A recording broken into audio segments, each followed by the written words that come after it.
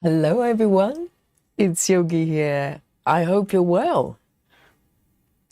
Happy Thursday. I think this is Thursday. I had to check. Yes, happy Thursday. And I hope you're ready for a spot of stitching, okay? And I am, definitely. And today I'm stitching my little bunny friend, okay? Look at this. Meet my friend, a little bunny.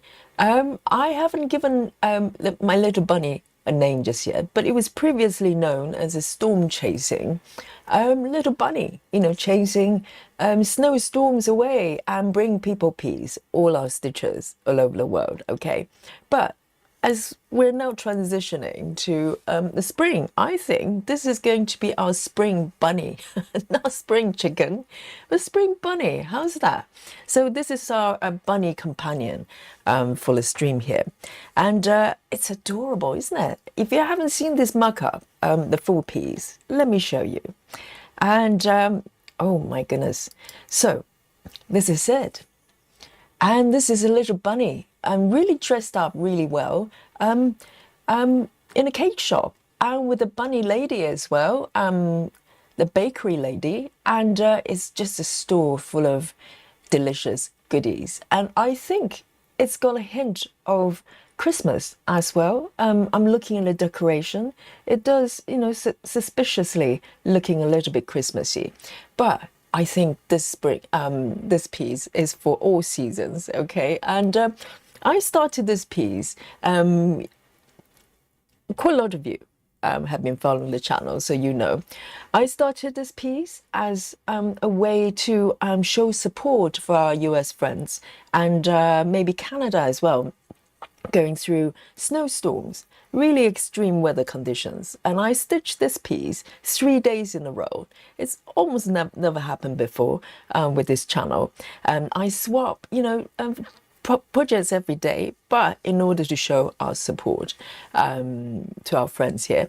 And I stitched this piece from the start, stitch one, and 3 days in a row. And it was great and it was working because the storms have stopped, haven't they? I know some of you still cover in snow, but I'm sure life is a lot more peaceful now. And so this piece has special place in my heart, like, all of my whips actually. And this pattern I got from Dreamstitch, okay? And this was a bargain. Don't ask me why. It was only $1 or about £1-ish. I have no idea. Okay, and if you want this pattern, you can still download it and purchase it from Dreamstitch.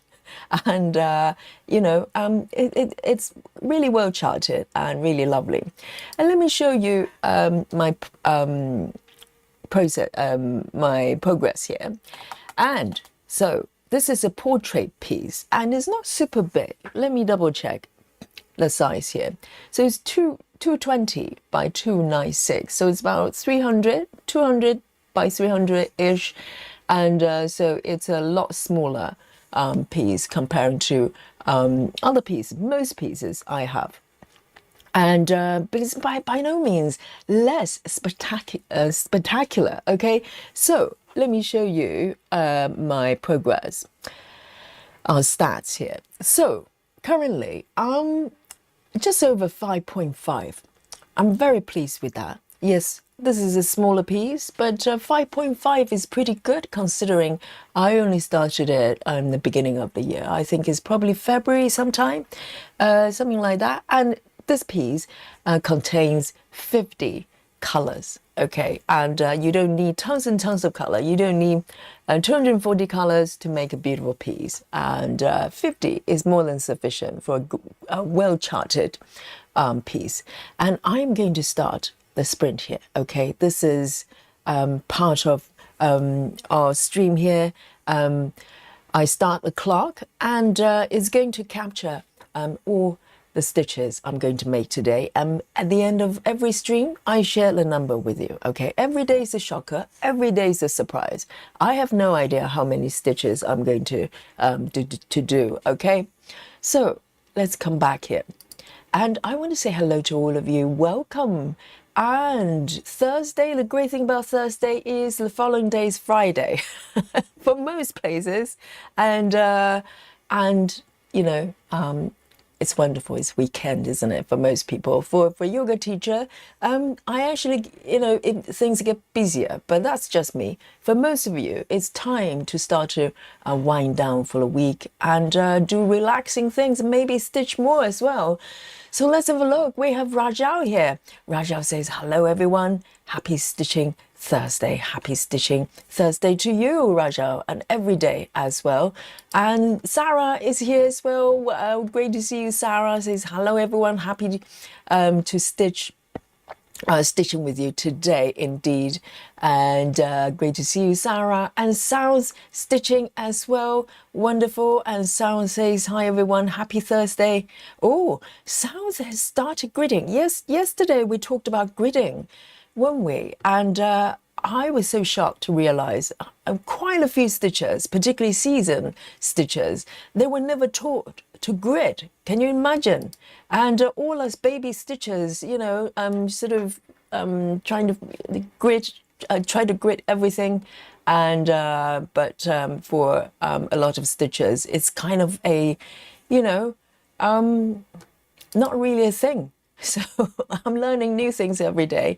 And Dragon Lady is also here as well. Says, hello, Yogi, everyone. And everyone, hope everybody's day is going, has gone well. Yes, I hope you have had a great day. For some of you, maybe you've just started your day. But for me, it's the evening in London. And Susan is also here as well. Hello, hello. And Lefty Gemini is also here waving at everyone here. Clara, hello, great to see you. And Lizzie is also in the chat. And Vaduhi as well. Wonderful to see you. And Busy Mom as usual reporting from Work Club. We keep you company. We keep you company. And Walk Away is also here as well, waving. And let's have a look. And Betty is also here as well, nice and early. Betty Hankins. And also Michelle as well. Hello, reporting from Track Meet. This time I know what it is now. Last time I had no clue. I think this is where Michelle's son is I'm trying to recall something to do with sports, right? Something to do with tennis, right? And some sort of meeting for sporty people and their parents, something like that. And we also have Kiwi Tams. Hello. And I believe Kiwi has just joined us, and as a member. Welcome. Join the group with a bang. And Kiwi Tam says, hello, found your channel a day or so ago and have been bringing it, binging it. Wonderful. While recovering from a medical procedure. Your channel is amazing. Hi from New Zealand. Yes, Kiwi Tam. So if you're in New Zealand, this is already Friday, isn't it? And we have many stitches from New Zealand and Australia as well from your time zone. So I'm so glad you found the channel, and thank you for joining as a member. Thank you for your support, and just join in and let me know what you're stitching today. Okay, welcome. And Suzanne as well, great to see you. I feel like I haven't seen Suzanne for days. I always miss Suzanne. And Love Drunk is also here in the chat. Welcome. And we also have Mary Solas as well. Welcome back. And yes, Mary says, excited to be with Mr. Bunny today. I think he's a mister. I think it's a boy. I'm not sure, okay? I don't want to misgender Bunny. I might get sued, but I think it's a boy. I think it's a boy. And who else have we got? Linda as well, welcome.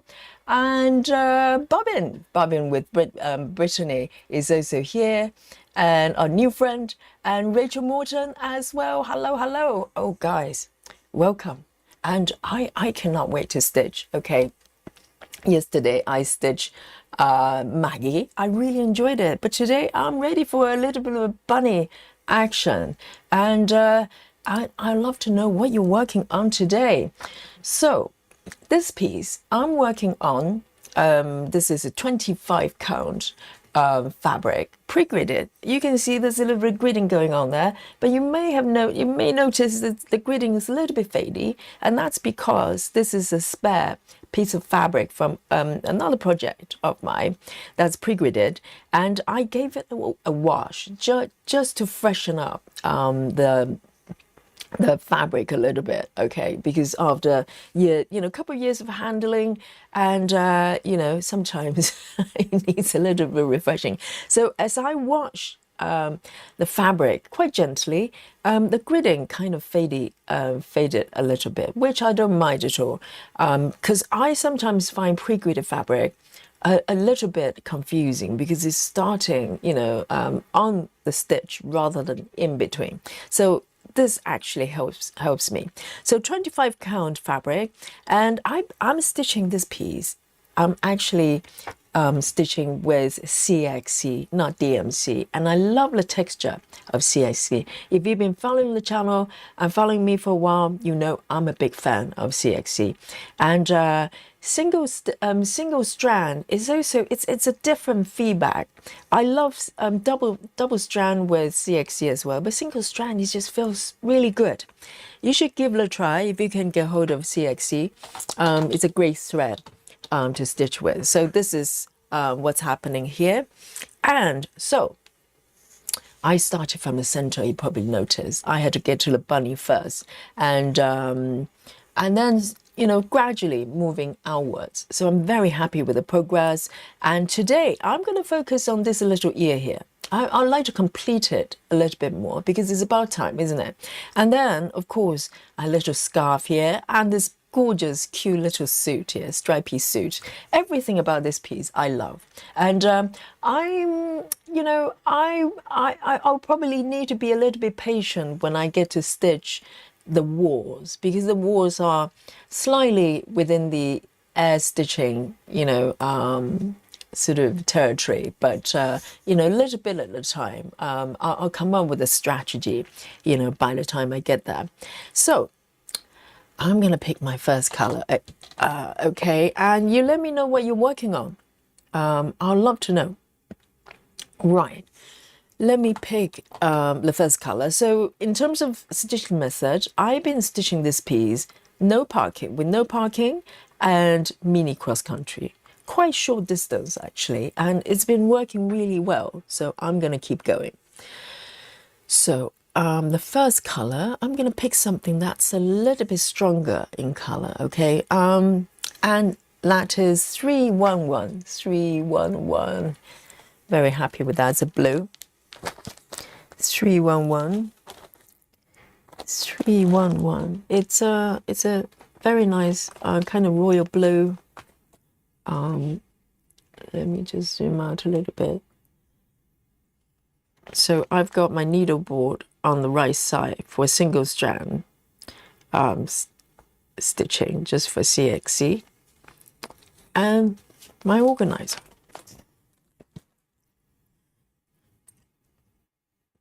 Okay, so I'm going to start around at the bottom of the little suit jacket there. And Bobbin says, hello, knitting, kitting up floss tonight. Oh, is it for master set or for a specific project? Yes, it has to be done. But if you have a master set, it's a little bit easier. But getting the master set together, it takes, multiple days sometimes.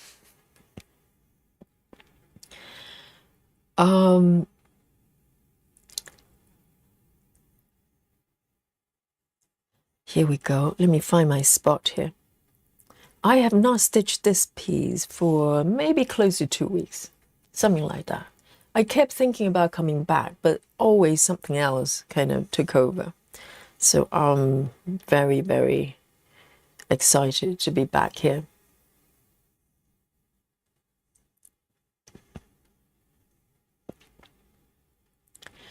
And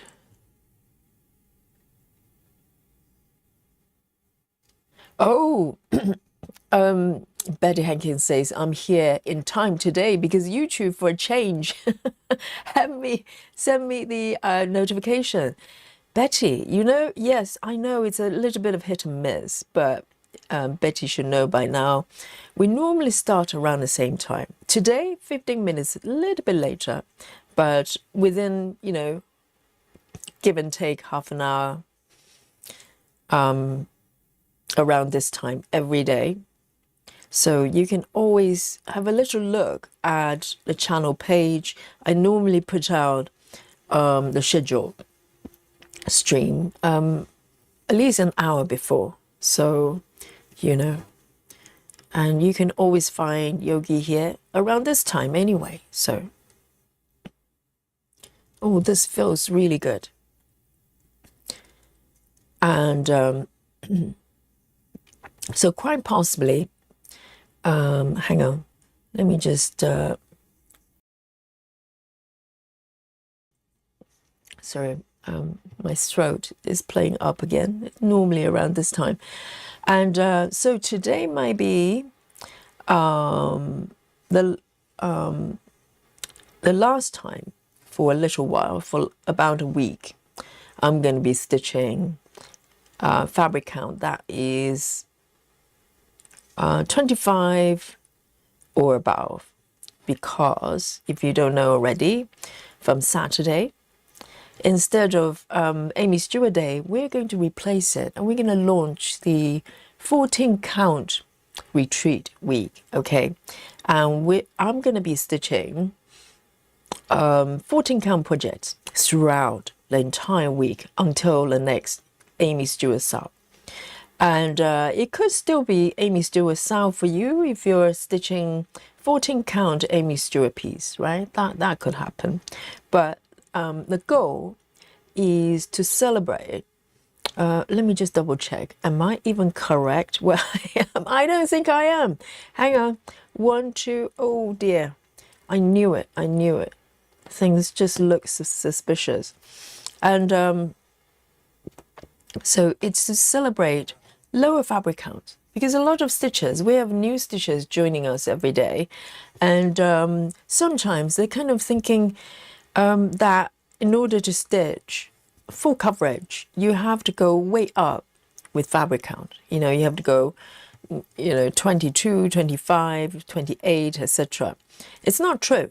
You can stitch full coverage on any count as long as you can find a fabric, okay? For larger pieces, it might be harder for 14 counts, but it's doable, depending on what it is. And so, you know, we're having the week to celebrate lower fabric count, or, you know, maybe up to 18 counts. It doesn't have to be 14. You can go lower if you want to. Yesterday, I think stitchers were asking whether 11 counts would be okay. Absolutely. I think if you have 9 count projects, bring it on, bring it on. We would like to see various fabric count of projects. And we have a Facebook group as well, as you probably know by now. If you haven't joined yet, join us and share your webs, and let's have a look what everybody's working on. So in a bit, I'm going to show you a new start. I'm going to be stitching on Saturday in a bit, okay? So one step at a time. I'm just warming up here. And so is to celebrate the 14 lower fabric count, and to prove they're absolutely just equally beautiful. But also, it's a nice break, isn't it? This is why I'm calling it a retreat. It's a retreat week, and maybe allow the eyes to rest a little bit. And just nice and easy stitching, you know, 14 count, or, you know, just lower fabric count in general. And when we come back by the end of the week, we'll probably have new perspective and new appreciation of projects like 25 counts and whatever counts you normally do. So it's a reset. It's a reset. So you're welcome to join me. I'm going to be doing solidly 14 count for the entire, from Saturday till next Saturday. So that's my plan, and I hope you join me for a little break, a little retreat time, and let's see what happens. So there you go. So today will be the last time I'm stitching 25 count till next Saturday, okay?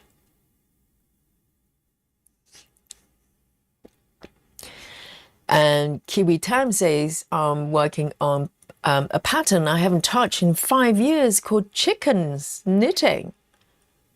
Wow. Cross-stitching piece called chickens knitting. But you're keeping me company when I'm working from, when I work from home. Yes, this is what we're here to do.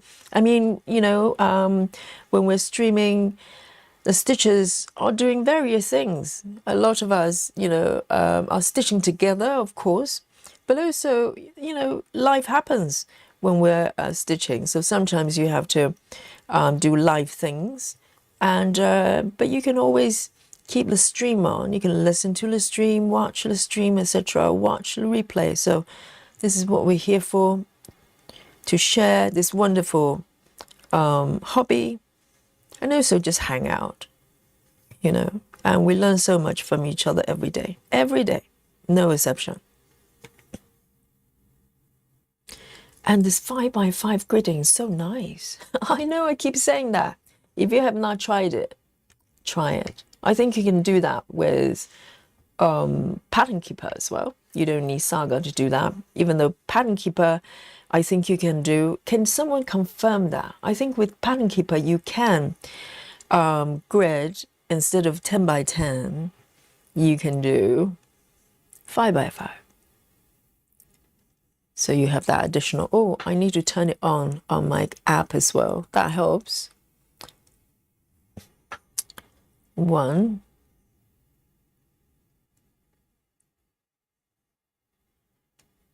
And then I'm going to come back here. I don't want to wander too far. I'm going to just do a few more stitches.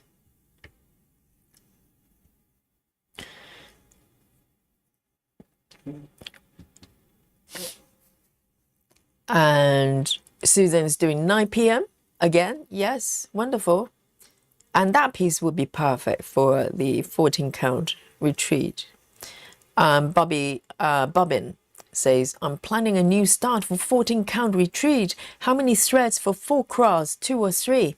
I think typically people do 2, but you know, 3 is not unheard of, but it's going to be a little bit full. I think, you know, unless you're looking for full cover, you know, really full coverage, as in you don't want to see the fabric, I would say 2 is more than sufficient. Suzanne says, I'm working on catnap today. Soon as I finish these stitches. Yes, that's a pretty, really pretty, really adorable piece. Oh, yes, Suzanne, yes, switch to decisions. Yes, this piece, I forgot to mention the name and the artist. Oh, how rude am I? Yes, of course. This pattern is from Dreamstitch, okay, which I mentioned. But also, this piece is actually based on an artwork from an artist called Susan Weller. And I had to Google to find out that was the case. And so Susan Weller's artwork revolving around little mice, little bunnies. They're really whimsical and a lot of cakes involved. And this piece is called Decisions. You know, it's one of her artworks. So, yes. So Susan Weller's. It's really, really adorable.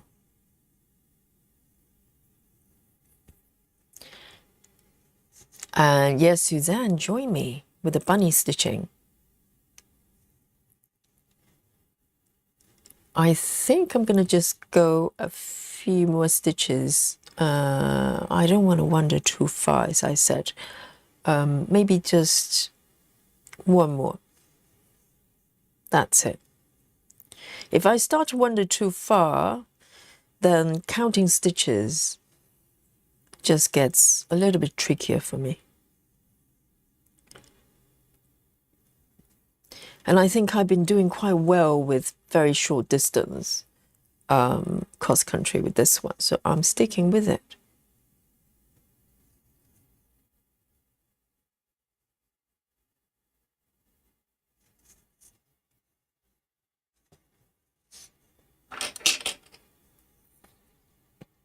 Okay, 311 going back. And Busy Mom says, when I get home, I'll be working on the Old Kitchen Max color by Ciro Marchetti. Oh, that's another piece. You know, at some point, we're probably going to be doing 10 stitch week, 10 stitch a week. And because 10 stitching is also really comforting. So maybe that's coming up at some point. Because the reason I'm saying that is because this piece, Busy Mom just mentioned, I'm working on it with 10 stitches, 2-strand 10 stitches. So in my mind, I'm just thinking 10 stitches. All right, next, what will be the next color I should be doing? I want to do a little bit of bunny ear, complete this ear a little bit more. But before that, I'm going to do maybe a couple more blue colors just to fill up this, this really cute little suit. Okay then, 3371, 3371.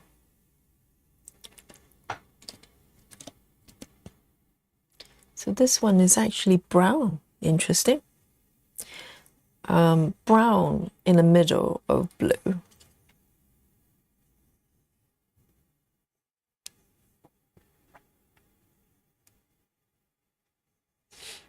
Lynn says, Busy Mom, I watched your vlog today. Very good. Oh yes, Busy Mom is a very busy floss tuber, and she's got all sort of patterns and webs she's stitching. So check out Busy Mom Stitches.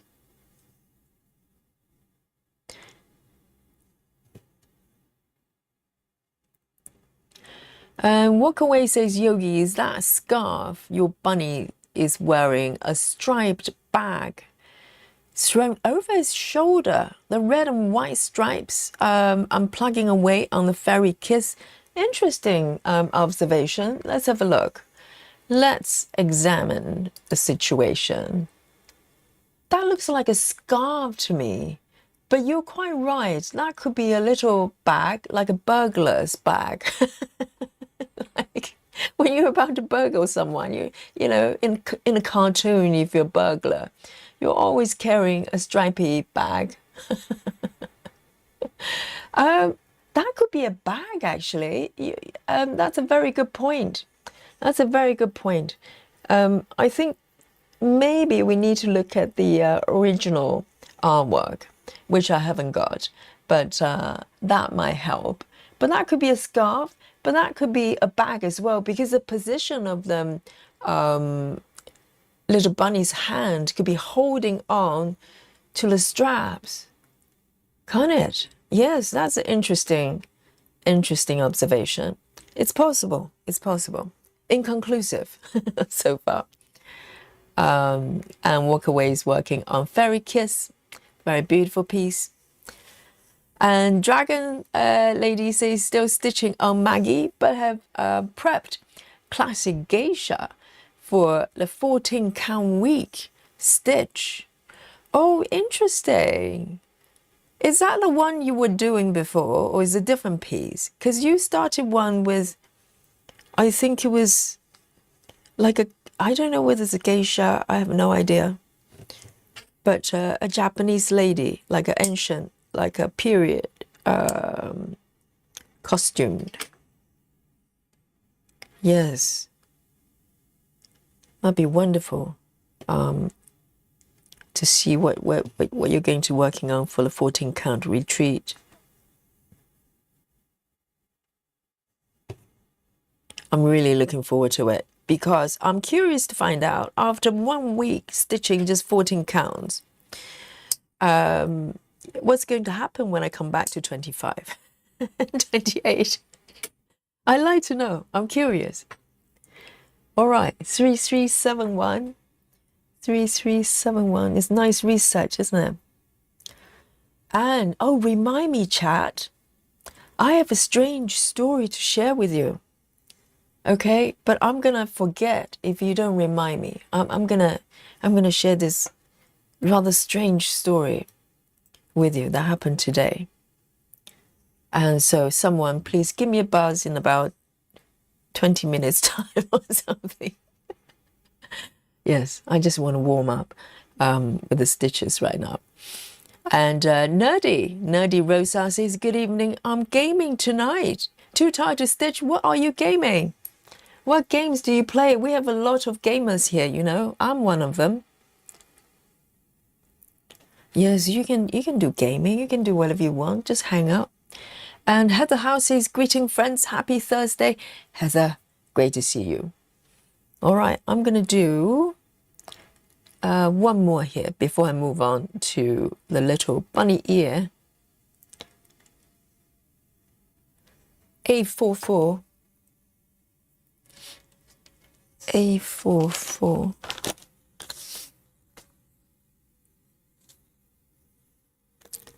It's also, it's kind of a greenish color. It's interesting to see the color blend because this looks so blue, but it's blending with some browns, and this one is kind of grayish color with blue tint or something like that. And Lizzie says, I'm resting and chatting. Tomorrow is going to be organized chaos as we, as a family, are celebrating my parents' annual anniversary. That's 50 years married. Oh my goodness. Yes, you did mention, didn't you? What kind of celebration? Is it like a one big party? Yes, it's organized chaos and happy chaos, isn't it? Wonderful. Congratulations to your parents.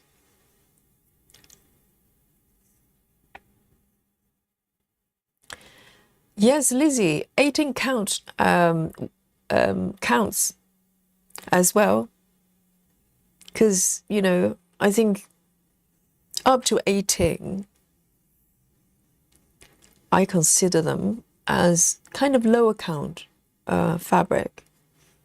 So yes, you could stitch that one.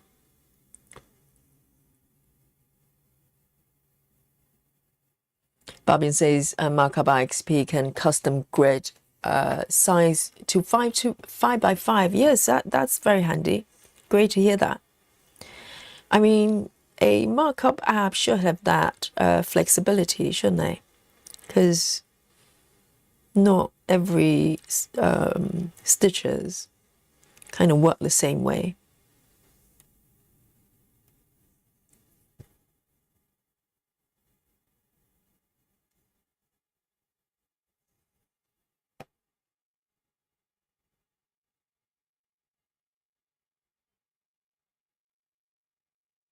Two.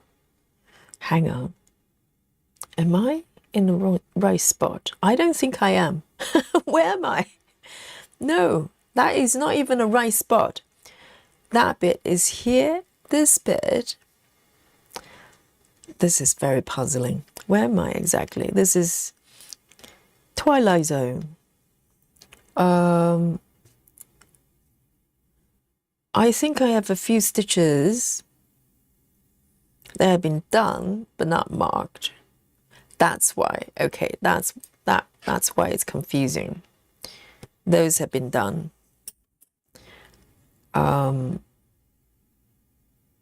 Okay, so there are a few stitches I have done but not marked.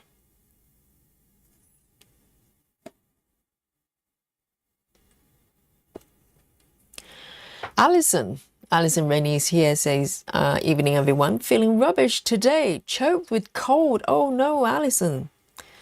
And Alison's in Scotland, so maybe it's a little bit wet and cold still. And have some stitching in between. Nose blows. I get a picture, yes. And Alice in Wonderland rotation should be done tomorrow. Wonderful. And take it easy, you know. Because sometimes when you're stitching, your head is tilted downwards and it blocks the nose even more. So maybe move the head in a more neutral position and looking down instead. You know what I mean? Because if your head is down, it probably worsen the blocked nose.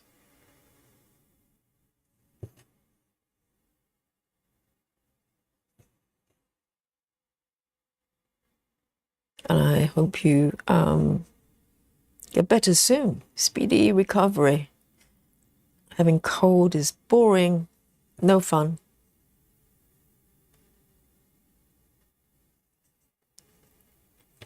All right. So I'm gonna just do. Do I even want to do that? No. Resist. I don't want to wander too far.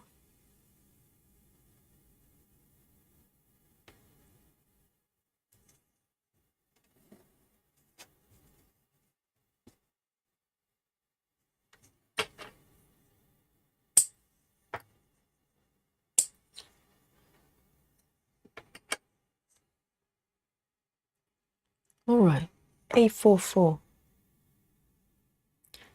Let me have a sip of my coffee here.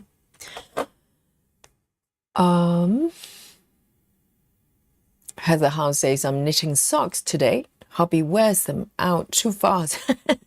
Just like my socks, you know, if I have knitted socks before, but every time if I knitted them, they come out, you know, relatively good. And when I start wearing them, they wear off within days sometimes. They just get bigger and bigger, they get stretched. So,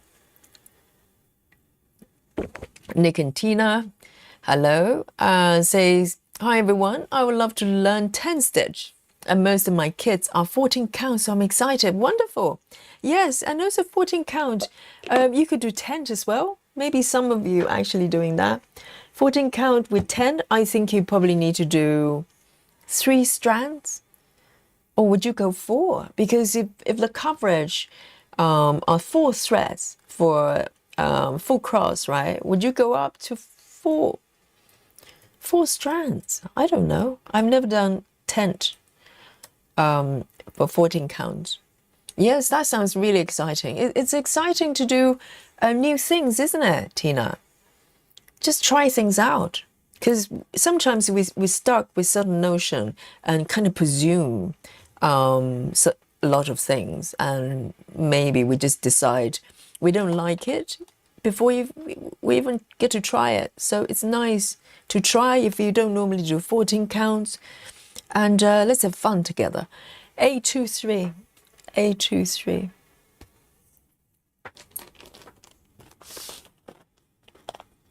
And maybe challenge yourself to do a full week of, you know, 18 count and below. I say 14 counts for me, but I'm not going to touch anything that's bigger stitches. So for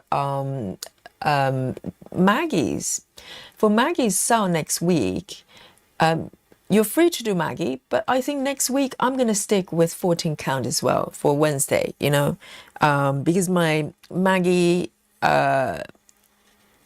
project is on 18 counts. I think I want to stick with 14 for the full week. That's what I'm doing. 823. I want to see what happens afterwards. Whether I have some sort of new, you know, perspective when it comes to higher count stitching.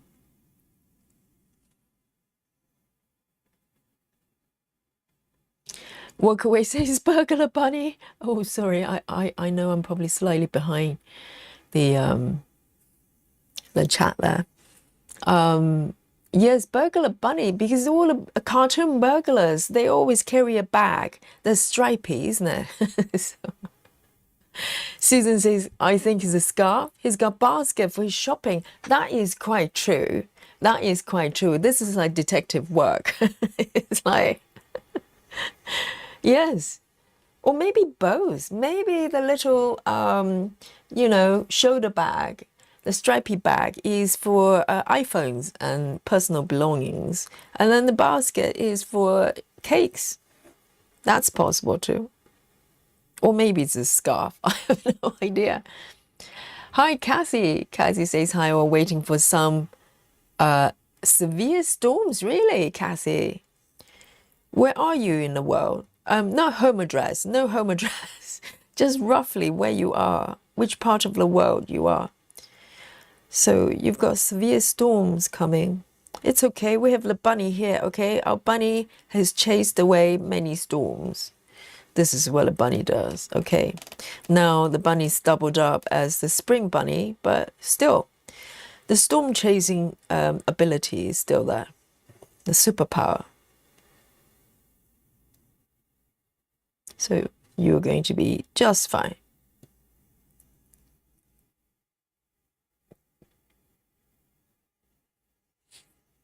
So Dragon Lady is working on a dimensions kit. That's lovely. That's lovely. Busy Mom says we're supposed to get some storms tonight as well. Oh dear. Yes.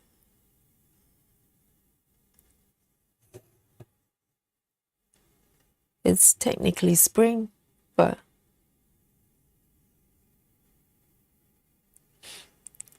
Walkaway says I just game Animal Crossing mostly. I don't have to fight enemies.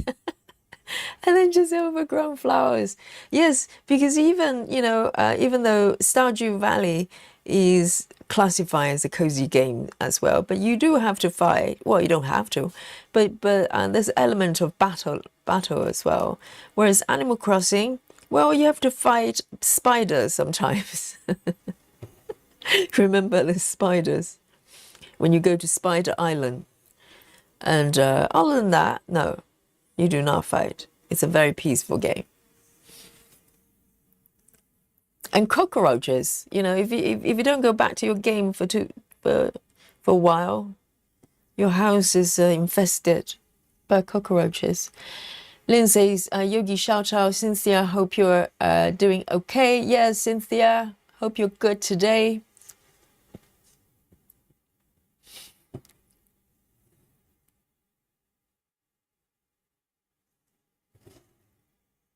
Hi, Laura. Great to see you.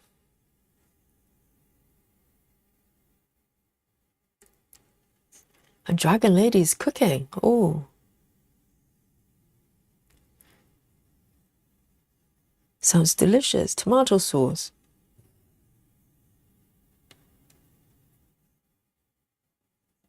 And Lizzie says regarding the anniversaries for the parents, she says we get presents for each other and we're going for an afternoon tea and sharing some bubbly afterwards. Is going to be so much fun. Oh, that's very civilized, isn't it? Some afternoon tea, you know, and cucumber sandwiches and then some bubbly.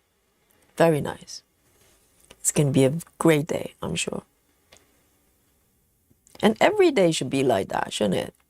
It doesn't have to be anniversary. You don't have to wait for 50 days to do that together. You can do that every weekend.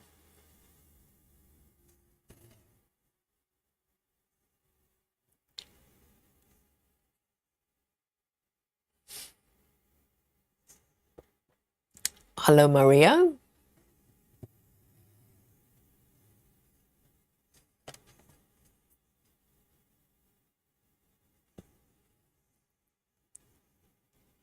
And Ruth is here as well. Hello. Great to see you.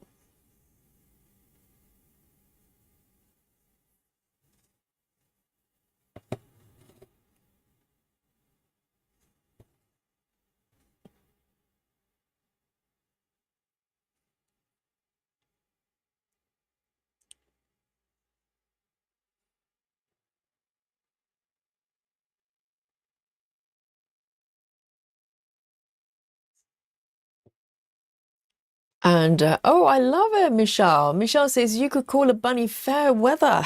The fair weather bunny.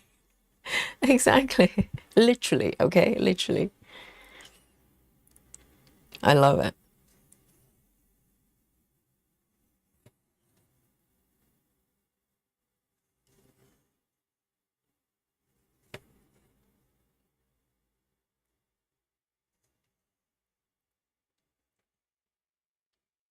Let me mark these ones.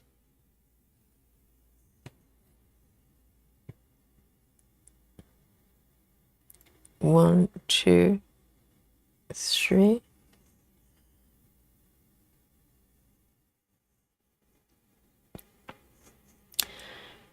Hello, Amanda. Amanda says, what makes you choose to do a project cross-country versus choosing to park? That is such a great question, Amanda. I don't have particular rules for that. I go by feel. I don't know about you, Chat.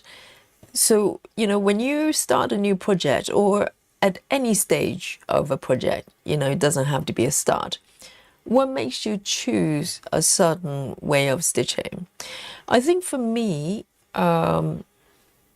yes, I do not have a rule to do that. I have to say, when I started full coverage stitching in the very beginning, during COVID time, when I discovered this type of patterns, the first method I learned was block by block parking. So for a while, all the projects I started at that time, I was stitching block by block stitching, parking diagonal. So I started with block and one block here, for instance, start, and then two blocks, and then so on and so forth. So building the diagonal line, but stitching one block at a time.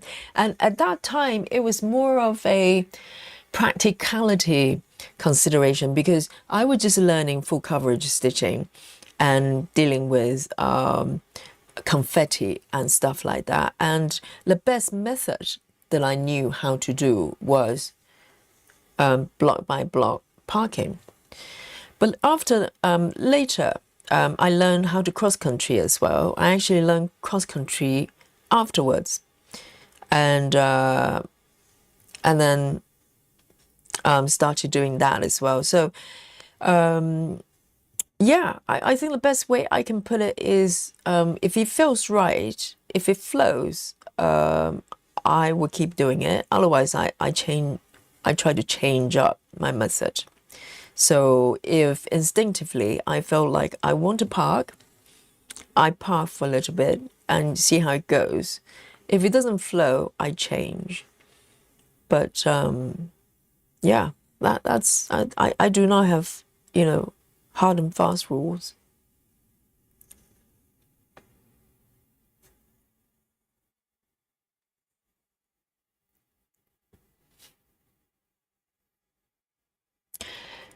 Nerdy says the spiders in Animal Crossing are scarier than the monsters in Expedition 33. My goodness, it's that bad, is it? Yes, they're quite creepy, aren't they?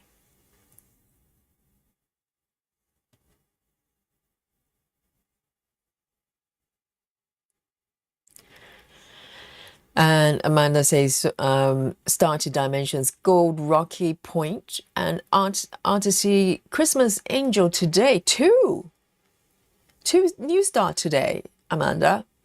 And I'm starting at least one project per day.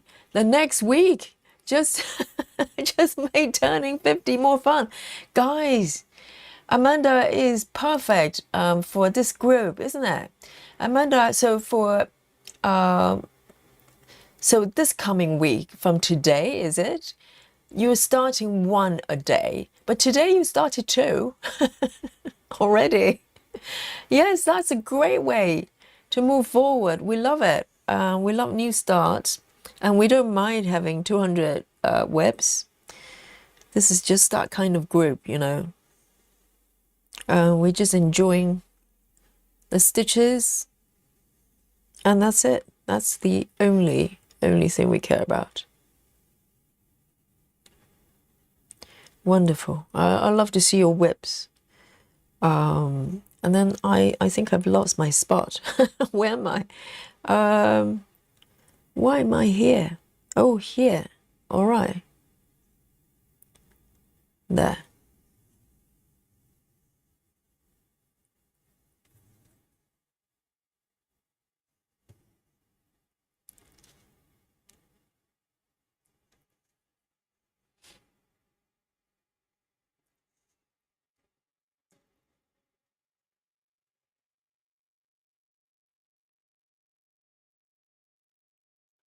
One more.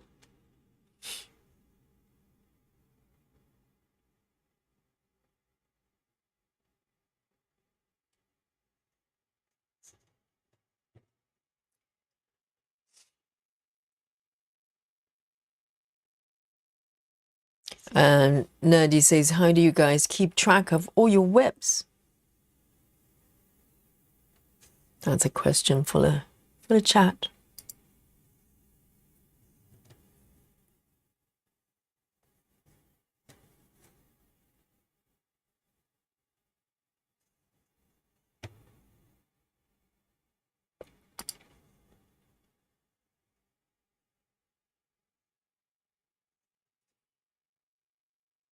So Lizzie's using an app called Stitch Pal. It's like a journaling, stitching, well, sort of journaling app, isn't it, for stitchers? I've never used it, but I've heard about it.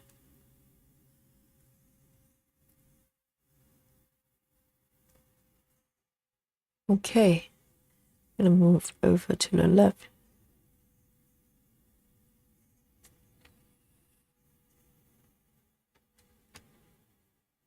Sarah is using bullet journal. Is it just a notebook or is it an app?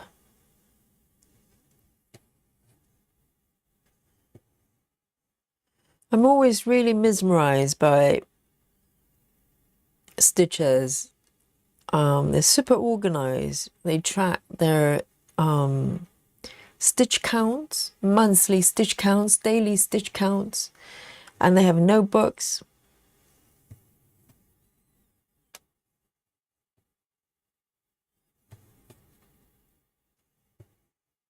That is just fascinating.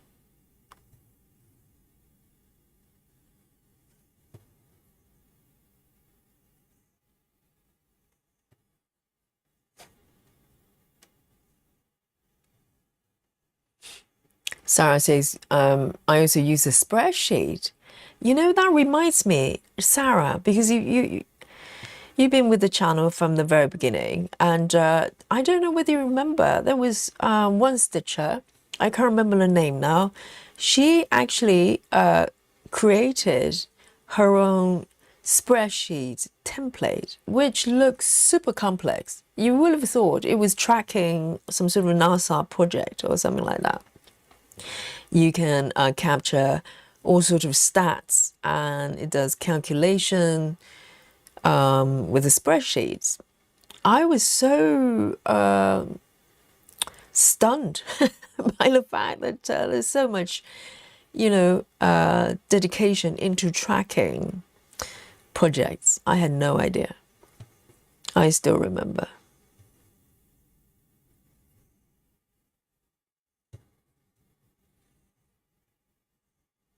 One, two, three.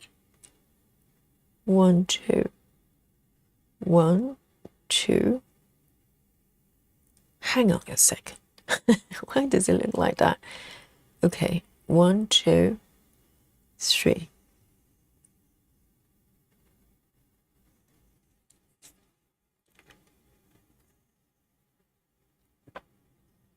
Bobbin says, I track in a Google Sheets template I bought from Etsy.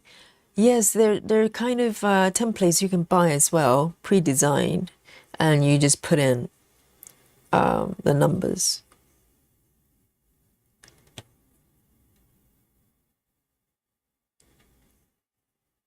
It's probably fun to do, right? It's got to be fun.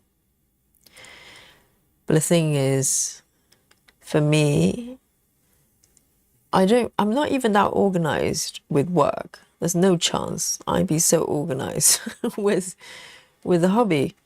I kind of just, okay, well, I'm not even sure how many webs I've got, for sure. I only count the patterns I've got on my saga. But the last time, I have not counted it for a little while. I think the number is probably different now.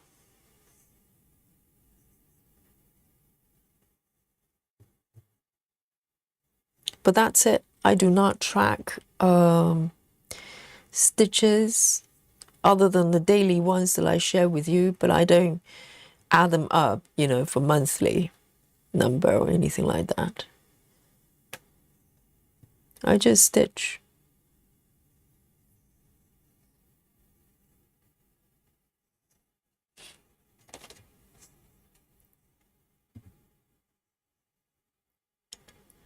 Right, so bullet journal is a notebook, right.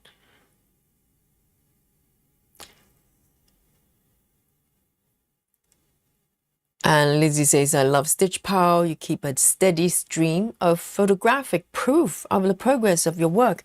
You know what? For those of you who are using Markup IXP, some of you might not even aware it's got a full journaling functionality built in. The interface isn't well done, so it's very easy that you don't even notice. And even if you notice, maybe it's clunky to use, you may not use it. But I was quite surprised when I was subscribing to the tool.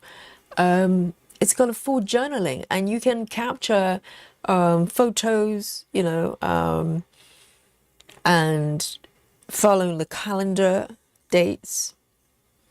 And just, you know, you can practically have one picture a day as well. But I think it's going to add a lot of bulk for the app, because I'm not sure. I don't know if for me that app was a little bit clunky anyway and sluggish, so I didn't want to add any more burden to the app. But otherwise, it's got full functioning journaling capability as well.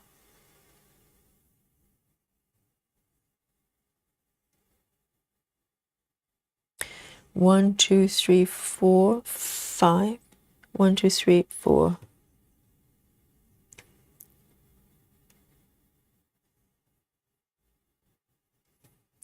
Five.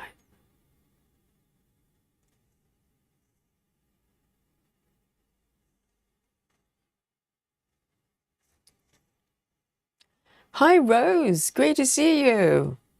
Hope you're well. Are you at work or are you stitching?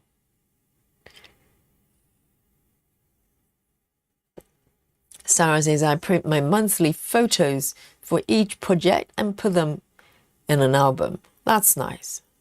So you can look back and see, check your progression every month.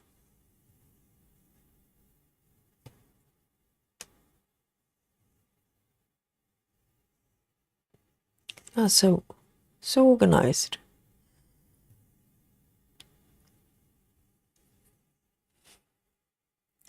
Rachel Morton says, I track my stitches in Excel until things get too crazy with life and work and then falls by the wayside. Yeah, so Rachel is a spreadsheet person as well.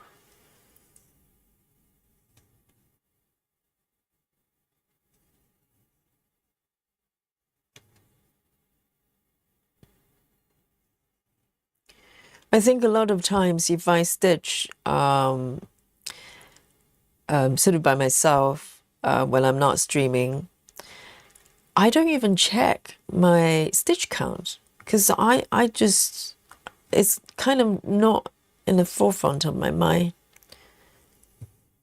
I just stitch until I need to stop and then just move on. I don't think I ever check.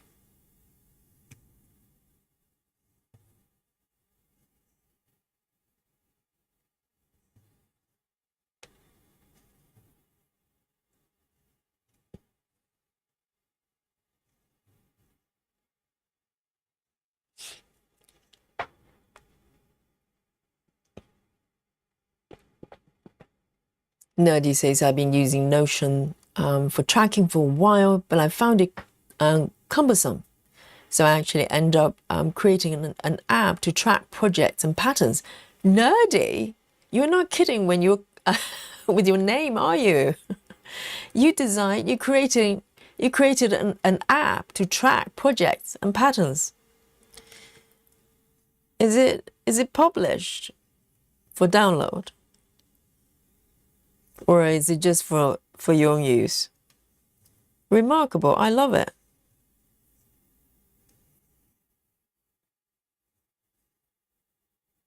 Because the best app designer are the ones that they create something out of their own needs, because they know exactly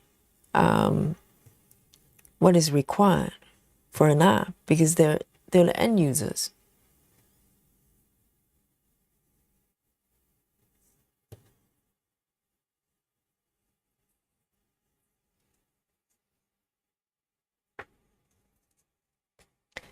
Amanda says, I try keeping track of my projects for the first time this year. It has not worked out.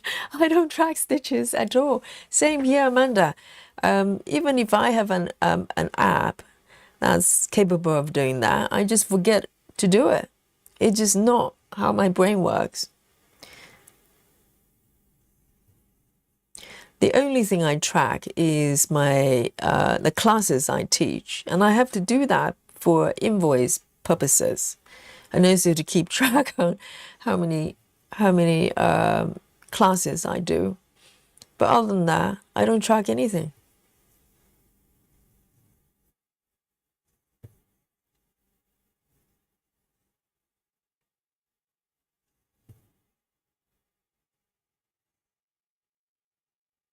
Okay, a few more here. I might as well do it.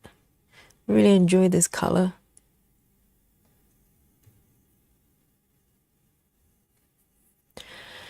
Rose says, work club today will stitch when I get off work. Brilliant. We keep you company. You can listen to us.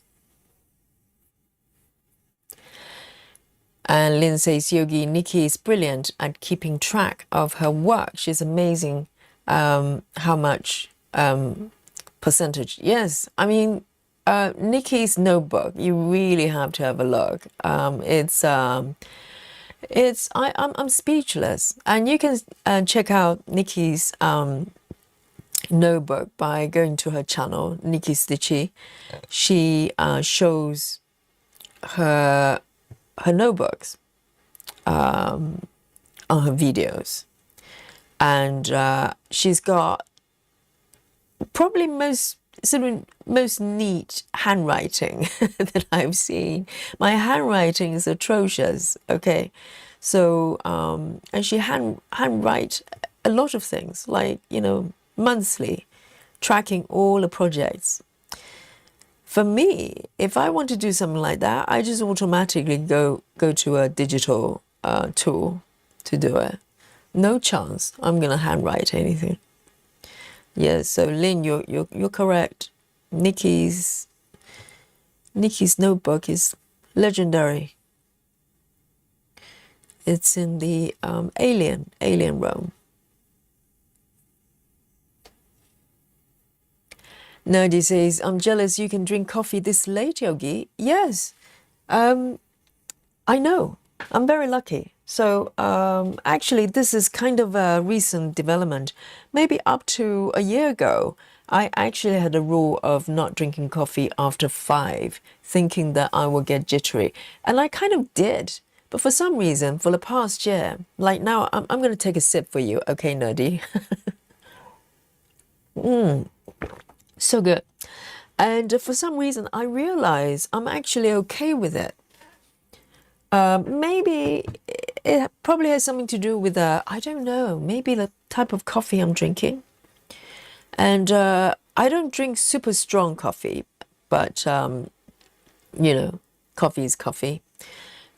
Yeah, I kind of realize I'm kind of okay with it. So I love coffee all day long. So I've been drinking late at night as well. It seems to be fine. Seems to be fine. Oh dear. This one does not exist. See, I'm kind of wandering off a little bit, and I'm starting to make mistakes. I need to keep it short. It's just very tempting to just keep moving away.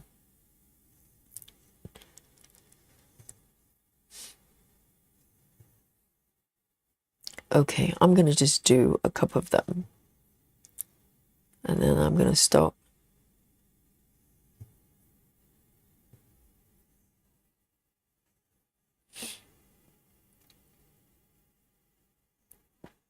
Tamara, hello.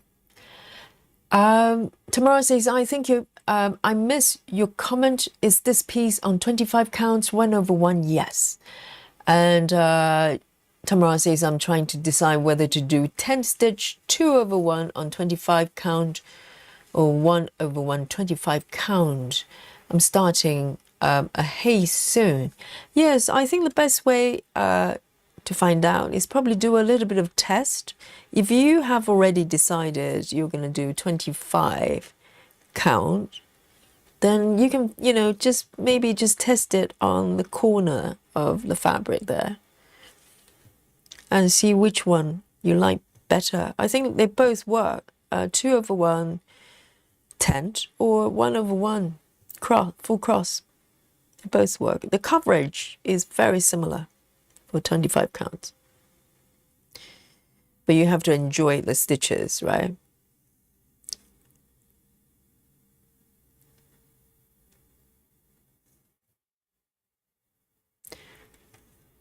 One more here.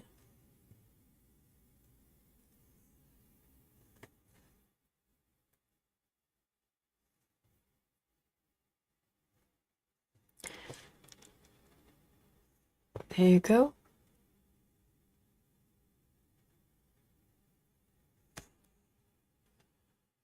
I'm wandering a little bit far away than I should.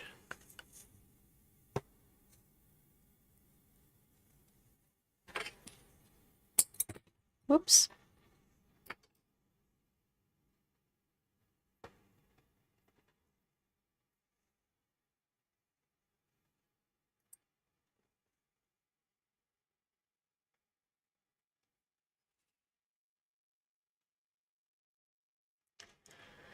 Jacqueline, hello. Jacqueline says, I'm not a tracker either. I can't take anything to my grave. So what's the point? That's very philosophical, Jacqueline. Yes. And I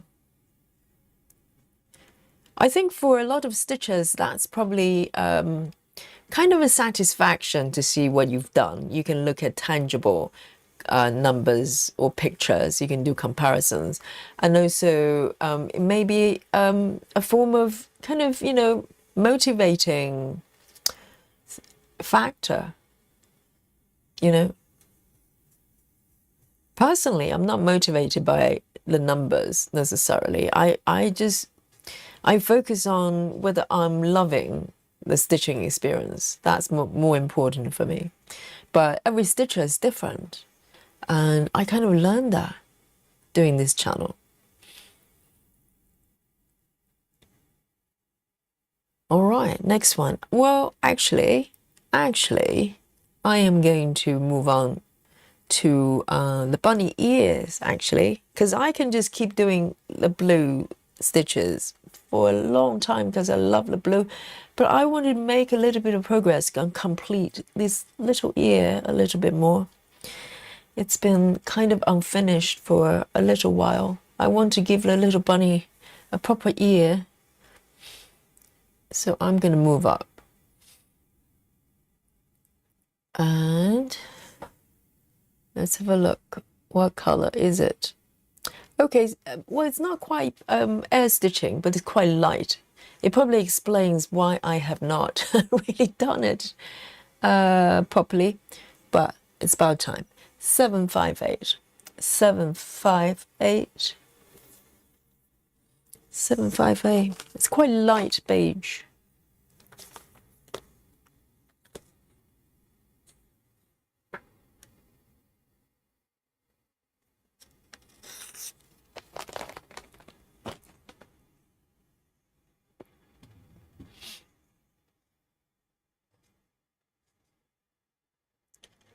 And Dragon Dragon Lady say it's not so, Yogi. My phantom pen collection just recoiled in alarm. That you don't fancy handwriting? Or did they misunderstand? What do you mean by that? Are you shocked by the fact that I don't like I don't fancy handwriting? I love drawing things, okay? But writing things, I don't really get to do very frequently. I don't need to. I mean, when was the last time you had to handwrite anything at all? I can't recall. And my handwriting is terrible.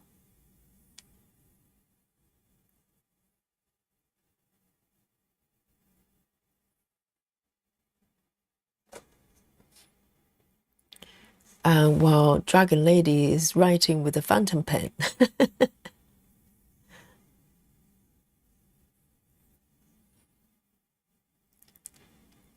Cassie says my method of keeping track of whips is real simple.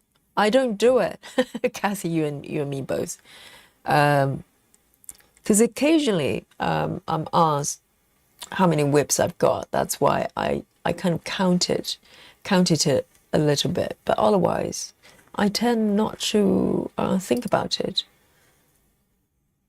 All right then, this one, I think majority of the stitches here are this color. So it should be relatively easy to do. Let's have a look. Indeed.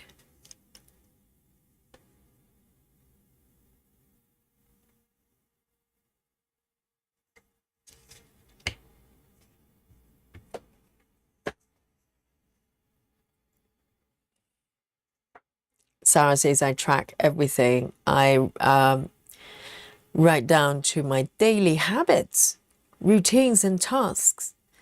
I then calculate what I've completed and gave myself a daily productivity score.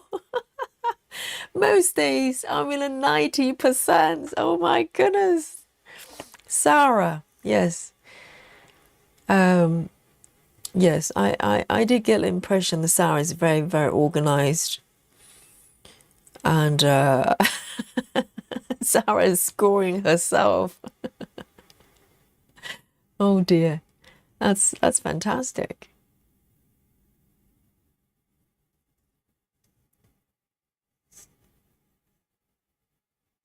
I'm too afraid to score myself because it's going to be probably single digit most days. I do have a to-do list though. I do keep a to-do list, but not so much day-to-day to-do list. It's just a whole bunch of things that I think I should be doing if I have a spare moment. That's it. That's the only thing I have.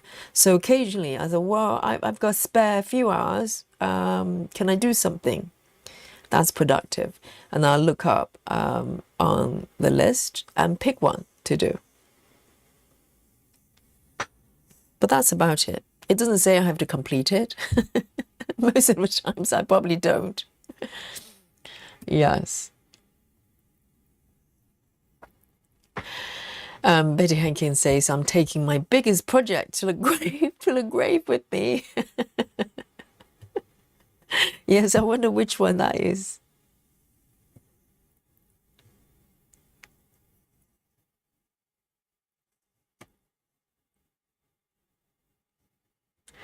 That's hilarious.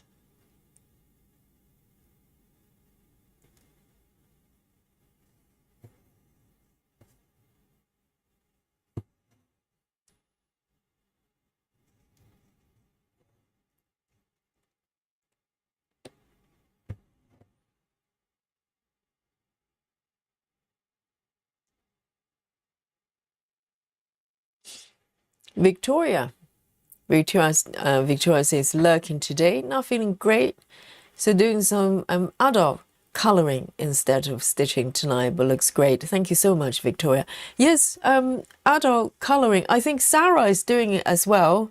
And and Sarah assured me adult coloring does not involve naked people, okay? And we're talking about coloring for grown-ups. So Sarah had to explain to me.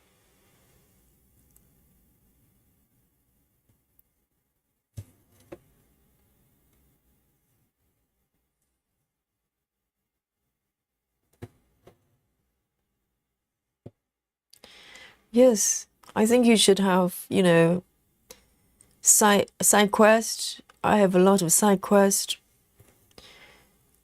When I don't feel like stitching necessarily, I just do those. Or different types of stitching, you know.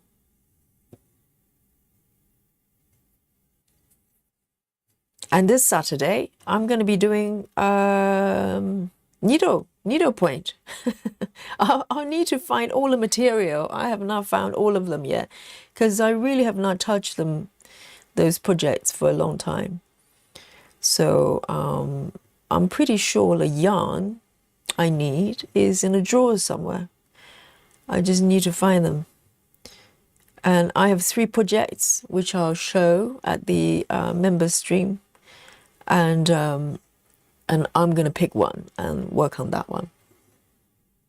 So I'm excited with that. So, you know, from Saturday onwards, it's all about doing something that's slightly different. Because after member stream, we have the 14 count retreat week starting.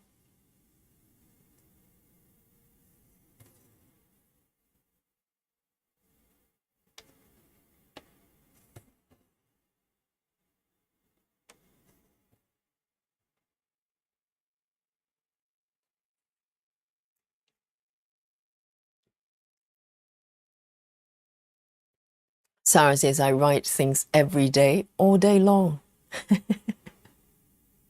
Wow. You have to enjoy it a lot to do it. I'm sure it's not out of just logging things. You enjoy the process, right?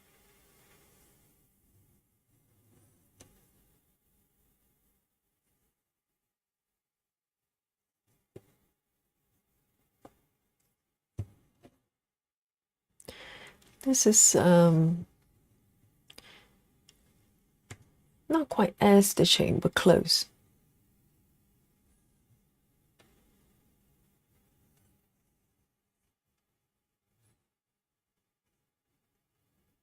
Oh, wow, Sarah. So you have a friend here, Dragon Lady. Dragon Lady says, write almost everything, even my stitching leisure with phantom pen as well. There's just something about leaving a handwritten record that shows I was here. Oh, I see. So it's about leaving the mark. Because digital writing, you can erase it. I'm going to just move my hoop down a little bit. It's easier to stitch. There. This is what I want. Yes, I can see that. So I think Dragon Lady is looking for something tangible. Tangible. It's about leaving the mark in some way. Digital writing can be erased and there's no trace, is there? I get it.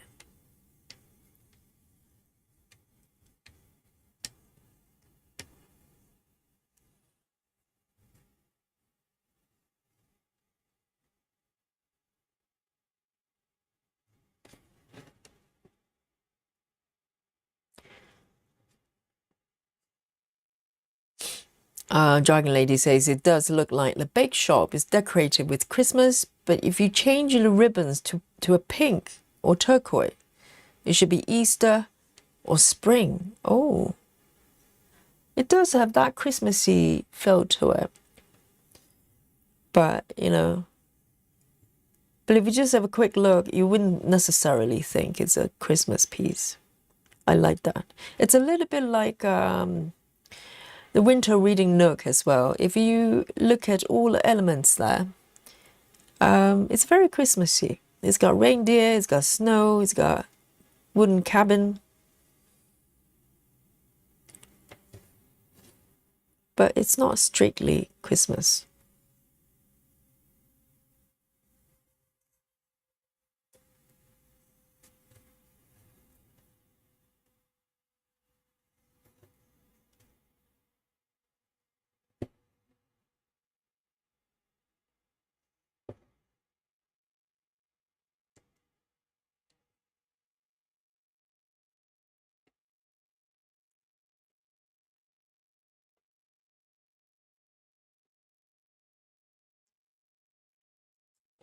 Victoria says my handwriting's awful, but I love writing letters, and it's always been the only way I can probably put into words things I want to say that are important to me, if it makes sense. Wow. I'm just so used to typing things. And also, I think for me, the problem with writing on a piece of paper, in the back of my mind, I keep thinking, what if I make a mistake and I need to erase it? I can't undo it, you know? And that's very inconvenient.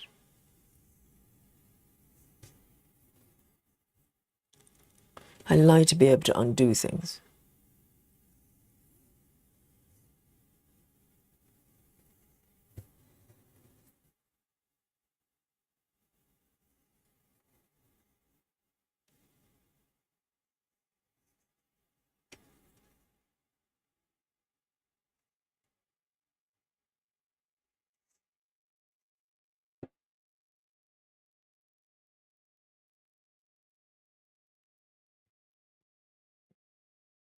Victoria says, I find writing things a lot more heartfelt, more intent. Oh, I definitely, because there's more effort involved, isn't it? That's why handwritten letters or cards, they probably mean differently to most people.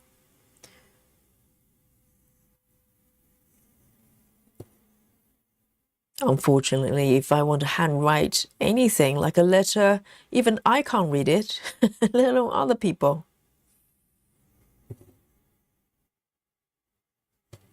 A lot of times, you know, if I ever take notes with a notebook, like with hands and everything, even with my iPad, you know, because I used to take notes with iPads, with a pen, and just write on apps. Later on, I always have issues reading it because I don't know what I was reading. No idea. So it kind of defeats the purpose.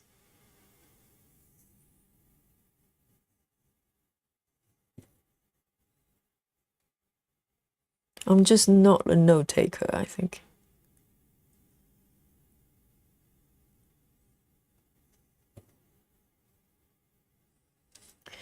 And I remember as a kid, a lot of kids like to have their photos taken or take photos or whatever.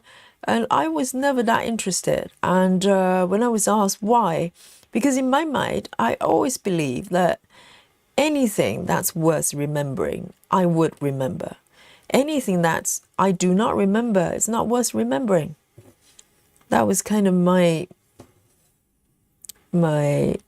way of thinking. Not saying it's true, and now I don't necessarily, you know, agree, because I'm grateful to have a lot of pictures of the people who are no longer in my life, and I get to enjoy their images, their pictures, and all that stuff.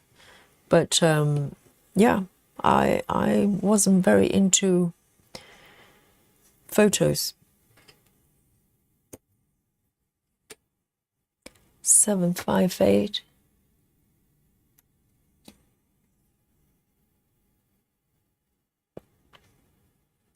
Clara says, can we stitch 40 counts 1/1, which makes 20? Yes, of course. Yes, you can. Yes. I forgot about that option. Yes, if you do 1/2, right? You could do any count. Yes, even though Clara, 20 count, I would still say it's slightly on the higher count category, but you can, Clara. If for Clara, that's a holiday, that's a retreat, you know, fabric count, then yes, of course, 20 count is fine. Absolutely.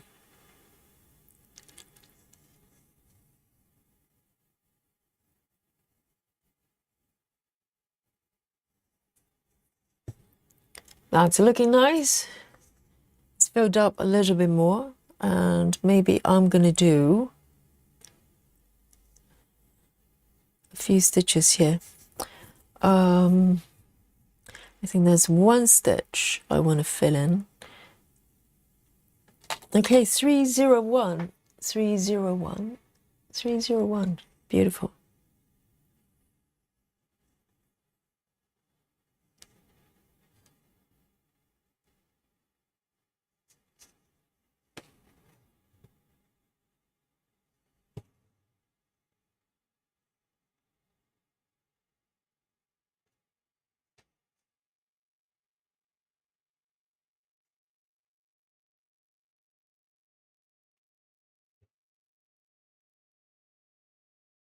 And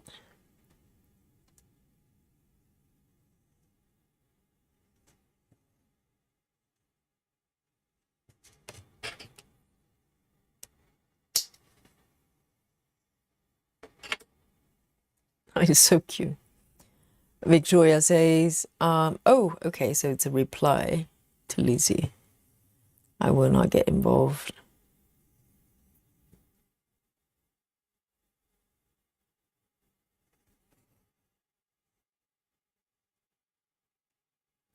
I think the goal for the 14 count retreat is to find sort of, the fabric count that you can stitch with eyes closed, like just comfort stitching. It's nice and relaxing.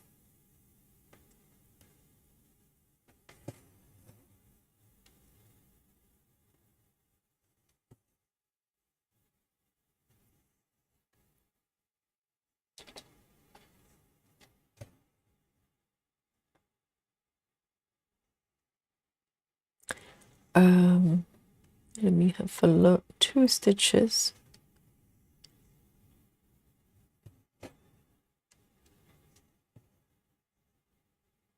I really love the feedback of CXC single strand. Oh yes, I want to show you the new start I'm going to do for Saturday, okay? The 14 count new start. So I've already have 4 projects.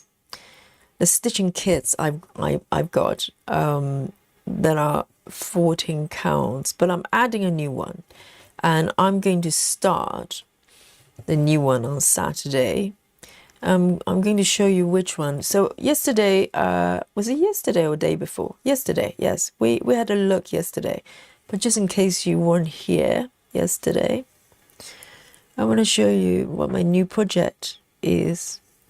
And if you want to join me, you're welcome. But you can stitch whatever you want. Hang on. Let me end this right here.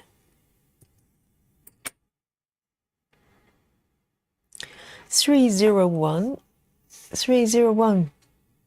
All right then. I just want to show you my new start here. So if you want to start with me, you can. Let me just zoom out a little bit. Oh, look at that, so cute. A little ears got a little bit more. Let me see. But it's kind of veering into sort of air stitching colors. So I have to think about whether I want to do it. Actually, it's not too bad. I might come back here and do a little bit more. So on Saturday, we're kicking off.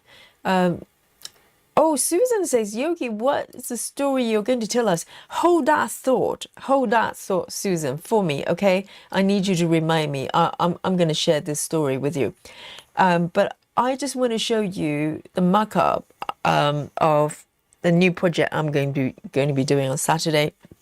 So just in case you weren't here before in the beginning, from Saturday, instead of Amy Stewart, for this Saturday only, okay, we are launching a 14 count retreat week. Yeah! And the goal is to stitch sort of to celebrate lower count fabric. A lot of times we're kind of stuck in thinking we have to do 25, 28, 32, whatever. Going up is a personal challenge, and that's great. I do that as well. But for 1 week, from Saturday, instead of Amy Stewart, we're going to launch the 14 count retreat week. We're going to stitch end to end from this Saturday to next Friday, even though there's no stream on Friday. But until Friday, we are doing the 14 count retreat. And next following Saturday, of course, we're going to resume the Amy Stewart style. So this is the pattern, the new start I'm going to do. Let me bring it up. There. So this is a pattern from Stitch is So Beautiful, and it's by, who's the lady? Is it Karen? Carla? Carla something. Well, what I'm sure the chat knows, okay? And it's from Stitch is So Beautiful. It's called Seascape. So it's a view of the sea. For me, it looks more like river, but you know, it doesn't matter. And I love these little houses. I love the style. This is quite a well-known artist, and I absolutely adore this piece. So I am going to have a new start. This is a mini version, by the way. So if you go to Stitch is So Beautiful, they have various sizes and colors as well. There are larger ones, more colors, but this one is the small version. It's equivalent of mini for Heaven and Earth, and it's got over 100 colors though. So you know, the color number, the number of colors is not that many, but I'm going to be stitching this one as a new start for my 14 count retreat week. So come and join me if you like this pattern, and or stitch whatever projects you like. Okay, just so you know, I'm going to post this on our Facebook group as well, just a reminder, just in case you want to join me. So it's not really SAL, okay, that's not a goal. It's more of a just, you know, stitch whatever 14 count project you already have, maybe, you know, neglect it a little bit, or, you know, just a nice mix into your you know, rotation of webs. But I'm personally going to do 14 count every single day. Okay, I'm going to rotate to other projects as well, the 14 count projects I've got, but I'm going to stitch solidly for a week, no deviation. That's what I'm doing. Okay, great. Right, yes, Susan, Carla Gerard. Yes, this is it. This is it. If you look up her work, and this that piece I just showed you is called Seascape, so it should be easy to find. And she's got quite a few other patterns. I love her style. It's very, what's the word? Very stylized, and very bold colors. Very distinctive as a style. I love it. Yes, thank you. Yes, I want to share this story with you. Let me pick my next color. Okay, it's a strange one. It just happened today, and I'm scratching my head. Okay, so let me maybe pick one of these colors, because when I'm telling the story, I probably cannot stitch properly. So I'm gonna just pick 434. I think it's 434. Okay, I'm gonna pick this one. I'm gonna just do a few stitches here. So today, so weekly, I change my bedding. Okay, our bed is the sort of king size double bed. Okay, and I've got, throughout the years, I have a lot of sheets and duvets. I'm quite particular with my bedding, and I shared this before. I iron my bedding, my sheets, my duvet covers, my pillow cases, etc. And it's kind of my weekly routine that I do. And I have many sets of bedding, you know, sheets, they're all matching, etc. You know, some of them not matching, but most of them are matching. And I enjoy changing the bedding every week, and ironing the sheets as well. And today was the day that I changed my bedding. It's not on a fixed day, but today just happened to be the day. Let me just pick this one. Okay, 434. 436. So this is a weird one. I changed my bedding today, my sheet. Particularly the duvet cover is in question, okay, of today's story. It's a slightly pink color. It might sound really gross to have an entire set full of bedding pink. It's not pink pink. It's not baby pink or bright pink. It's a very kind of grown up earth tone pink. And this this set of duvet cover and pillow covers I've had for many years. And this is the point. I've had this set for many years, and it's very good quality, you know, sheets. I can wash them over and over. They just come out crispy and really lovely, okay? So today, because I know this duvet cover and the design and the colors for really well, really well, because I've had it for many years, at least 5-6 years. And I vividly remember my duvet cover has you know, sometimes duvet cover is just like a case, like a giant pillow. There's no additional design to it. But this one, there is on the top end, there is, because at the bottom normally you have the buttons and stuff that you can, you know, insert your duvet in, and then you can button them up. So that's the bottom end. The top end with this sheet, this duvet cover, not sheet, there is a fold over area. If I can describe it, so this is a duvet cover, right? Let me just zoom out a little bit. I need to explain to you.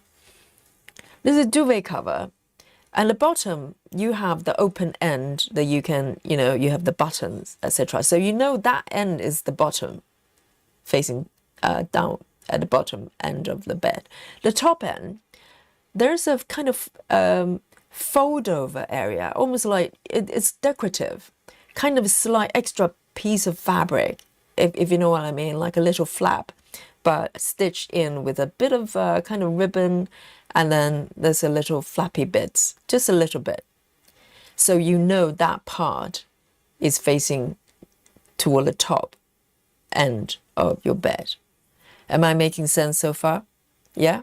So this is this pink, really lovely pink duvet that I've got with matching pillowcases. And so the bottom end, you've got buttons, and the top end, just slightly off the top, there's a strip of fabric, kind of a little flap, decorative, okay? But today, you know, I've probably, you know, changed my bedding to this set for God knows how many times. Today, that little flap that I described, that piece of fabric was not there. I looked. I thought I was imagining things. Maybe I was turning the duvet the wrong end or upside down. I looked everywhere.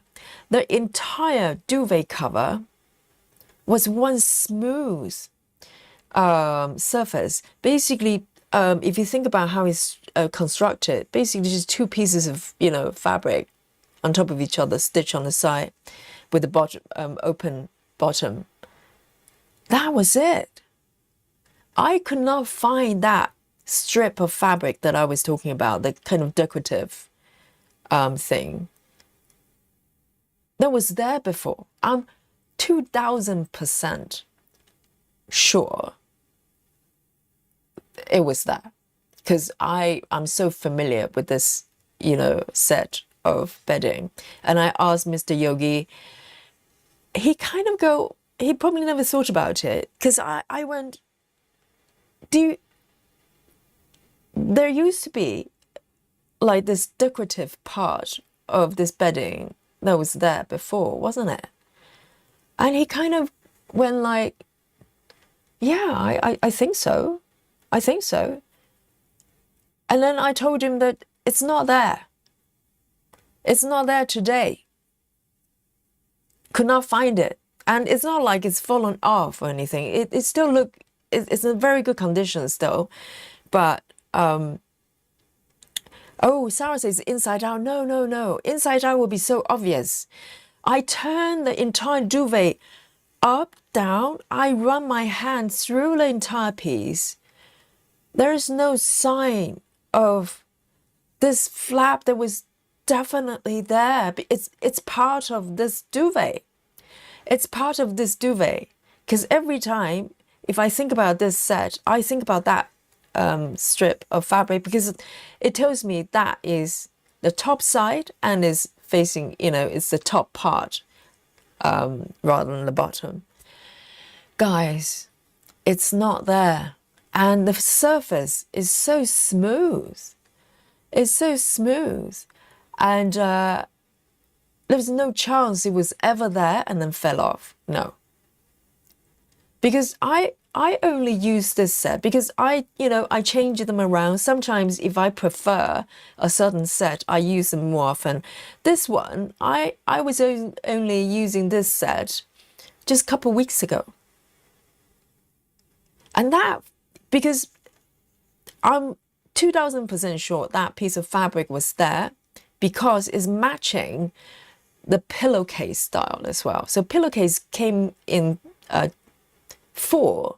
2 of them are for the base pillow, just a straight kind of envelope side style. But the other 2 are for the 2 top pillows to make the set look nice. Normally they have this, trimming at around the edge. That's matching that piece of decorative piece of fabric for on the duvet. They're not matching now, and I've only got one set of bedding that's that color, so there's no mismatching or anything. But the duvet cover just looked different. It just completely plain. There's nothing to it. It was just literally just a bag for you to slide the duvet in, and nothing else is happening on that duvet cover. I don't know what to say, because I was so sure, 1000% sure, because this is not a new, set for me.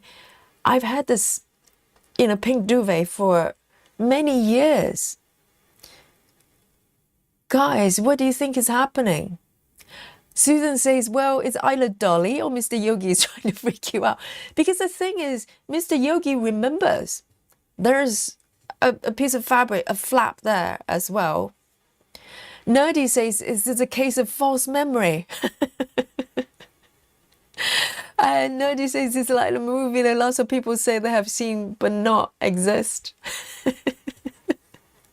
Dolly is responsible. Well, everybody's blaming Dolly now. And have you heard of this phenomena called glitch in the Matrix? I think this might be one, because it makes no sense. This is not, this is not a new duvet set for me that I misremember. Or maybe I have 3 sets, they're all pink. No, this is the only one of this color. And I just used it about 2 weeks ago. But now the duvet cover is totally plain. There's just nothing there. I don't know. I freaked out because, this afternoon, because I was thinking, what on earth is going on? What happened to my duvet cover? Someone swapped it. I just wanted to share with you. Burdens shared, burdens halved. Because it's plaguing in my mind. I don't know what's happening. Do you think it's a computer simulation, this world? And it's glitching? I don't know. I told you I couldn't stitch when I was telling the story. Yes. If it's false memory, man, I have to question everything about my life, because if I can just misremember my duvet cover that I've just used 2 weeks ago and I've been using for years, I don't know what else. Sarah says, who was in charge of washing it? Me. No, it didn't fall off. There was just no trace of it. You know, nothing. It was just so smooth on both ends, and it's just plain. That's it. I have no answers. I don't know what's happening.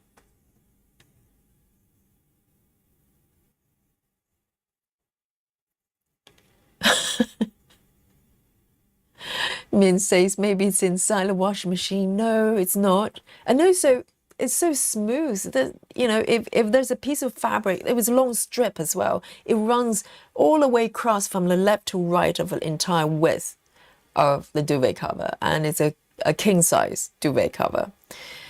If that piece is going to fall off, it requires some force. And also, you're probably going to see the marking of it. You know, the stitches. No, it's just totally smooth, totally perfect, and plain. That's it. The upside, the bottom side, nothing. Just nothing. But I know it was there.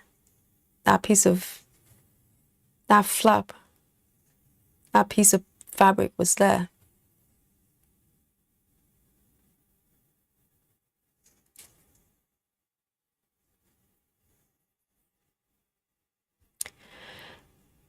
No, he says, I think we have a Shazam situation. I don't know what it is. Betty Hankins says, does Mr. Yogi remember it? It was inconclusive for him, because when I said, well, wasn't there, what was this bit of fabric that's, you know, on the top side? He kind of go, yeah. But he couldn't kind of just go, yes, it was definitely there. But he remembered, because I don't have other set that's got similar design. It's not there. It's so smooth, and just no trace of anything. I was freaked out a little bit. Lefty, yes, it's so scary. It's little things like this that's really freaky. Anna says, could you have mistaken it for another similar set that you have? No, because I don't have any other set that's in that color, first of all. No, it's hard to explain because I'm so familiar with it. I'm so familiar with this set. As I said, because it's one of my, you know, preferred ones recently. So I only used it like 2 weeks ago. And I changed to a different set, and I'm changing it back. And that piece of fabric is just not there.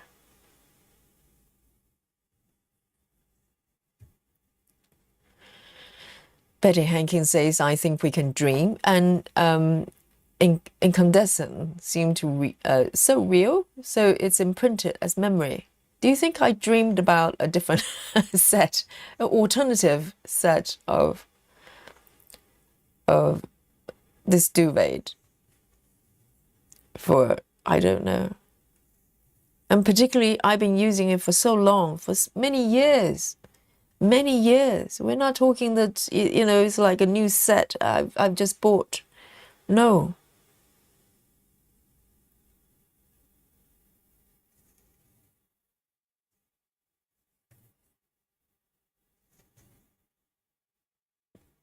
I have no explanation.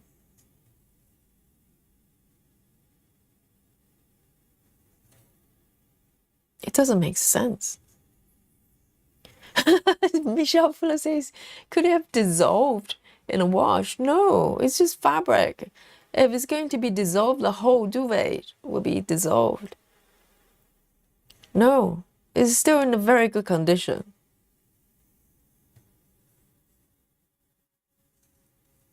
I don't know what's happening.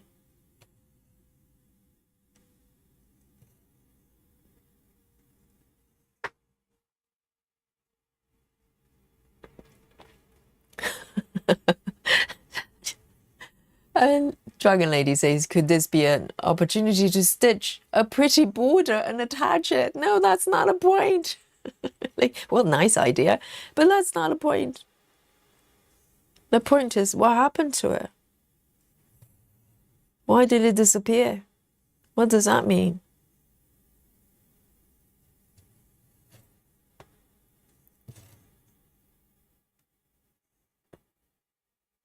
I have no idea.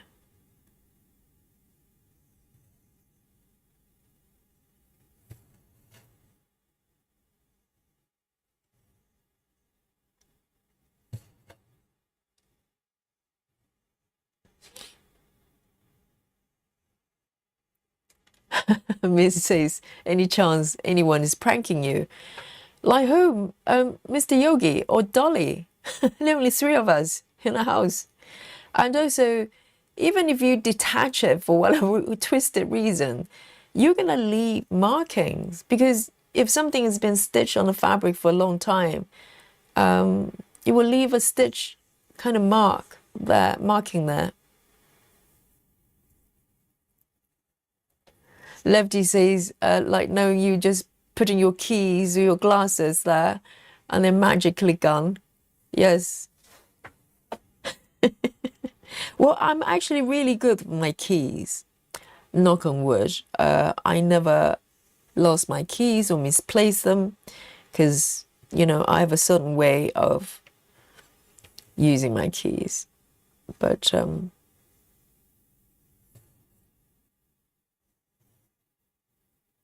yeah, I don't know what's happening. It's a different version of my duvet cover. My duvet cover has been upgraded or maybe downgraded by the computer system.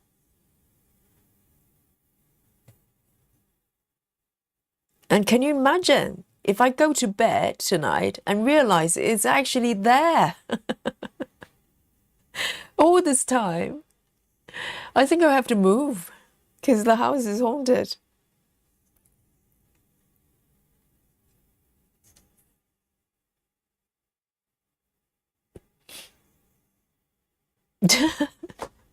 Anna says you just have to accept you have a house elves. I didn't know houses can come with elves. Maybe new addition.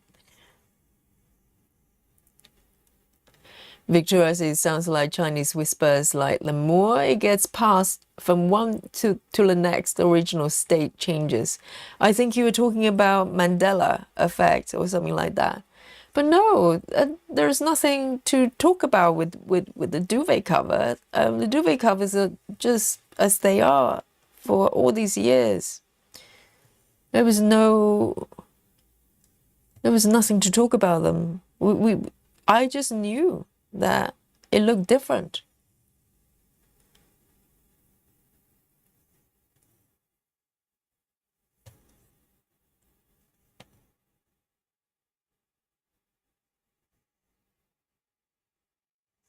I don't know what's happening.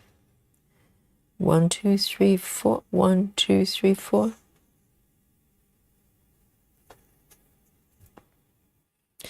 Clara says, oh, very good point. Clara says, can you Google to see if you can find similar ones to see if indeed comes with a flap? Yes. I think I'm trying to recall where I bought it because it's been so long. I'm not even sure where I bought it. Maybe somewhere John Lewis. I can't remember whether I bought it in person or bought it online. Probably most likely in person. I tend to buy my sheets in person. But yes, I don't know whether I can trace it And, you know, it just proves that this is not a new set, because even the labels, sometimes it comes with a label on the inside. I don't think I even have that anymore because it's been washed off, just fell off. But there's no chance that flap of fabric would just disappear. No chance.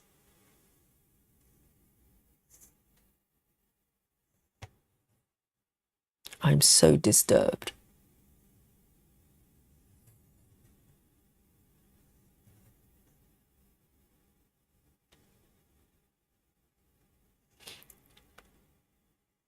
Laura says, did you try flipping it inside out? No, it's definitely on the right side because it would be quite obvious if it's the wrong side.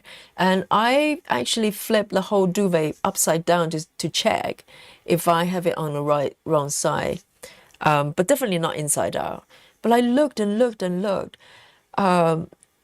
The duvet just looked completely plain, and it looked so smooth and perfect, like it's never been disturbed. I have no idea what's happening. I'm gonna ask the whoever is running the simulation, would you please have my last version of duvet bag? I think I prefer that one, you know. It matches the pillow a lot better. And now it's just a plain duvet cover.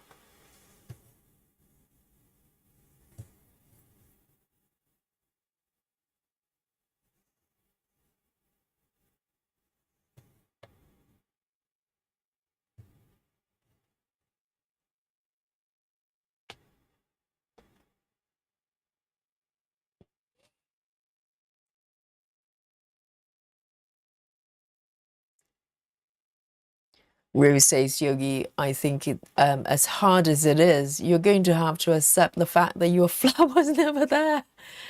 Rose, I can't, because I vividly remember it was there. I have this duvet for years.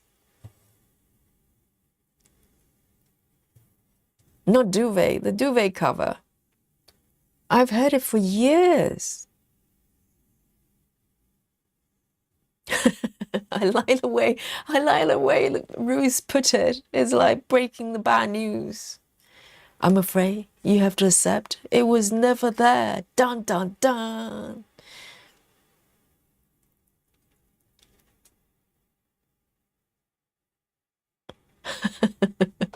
Michelle Fuller says they're fabric stabilizers. They're water solutable. But I know it was definitely properly stitched, okay? And it's been there for a long time. No, it didn't just fall off. Definitely not. I refuse. I refuse to accept that. It did not just fall off.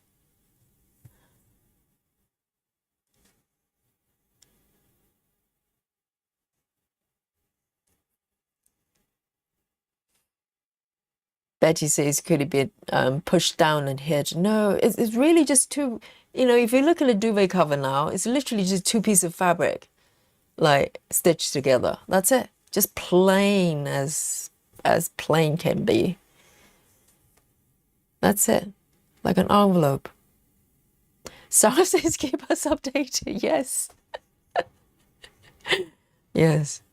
I'm going to start a playlist of my the update of my spooky duvet cover. Keep you updated. I don't know what's happening.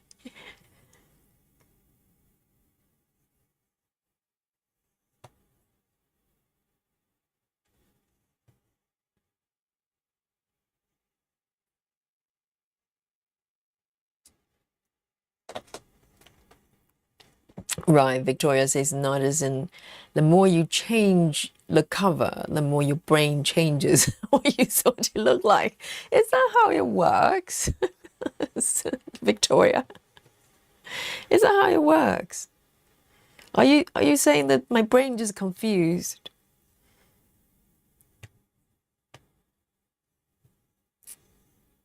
well, which I cannot absolutely say it's not possible.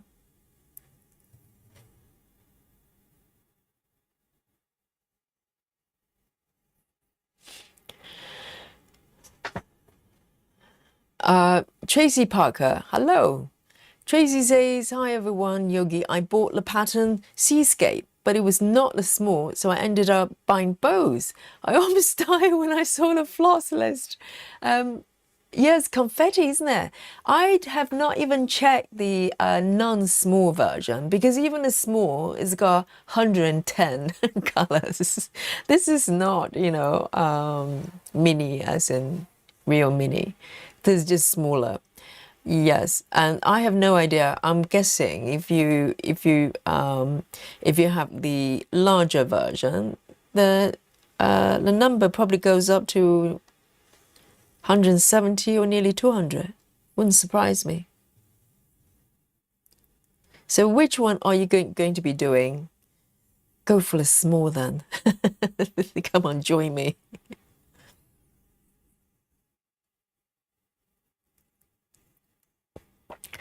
Nerdy Rosa says, Mr. Yogi ruined the original duvet cover, went out to buy a new one without telling you and did not notice. It didn't have a flap. The duvet cover did look really crisp, really good condition. But then again, I ironed it because I remember I folded it. I'm in charge of the ironing. Okay, Mr. Yogi is in charge of the hoovering, but I'm in charge of the ironing. So I ironed it because 2 weeks ago I was using the same set, and then I switched to a different one, a white set.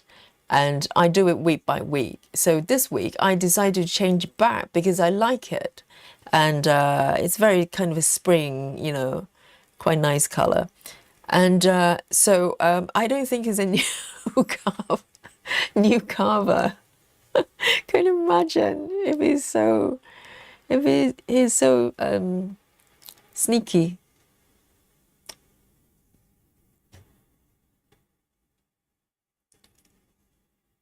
But that reminds me though, it sounds quite weird. Okay, so when I was growing up, my parents had a white bird. I can't remember the breed of the bird. The really white ones, not very big and very clever. And apparently, for some culture, they use them for fortune telling because they're very good at picking kind of. How do you call them?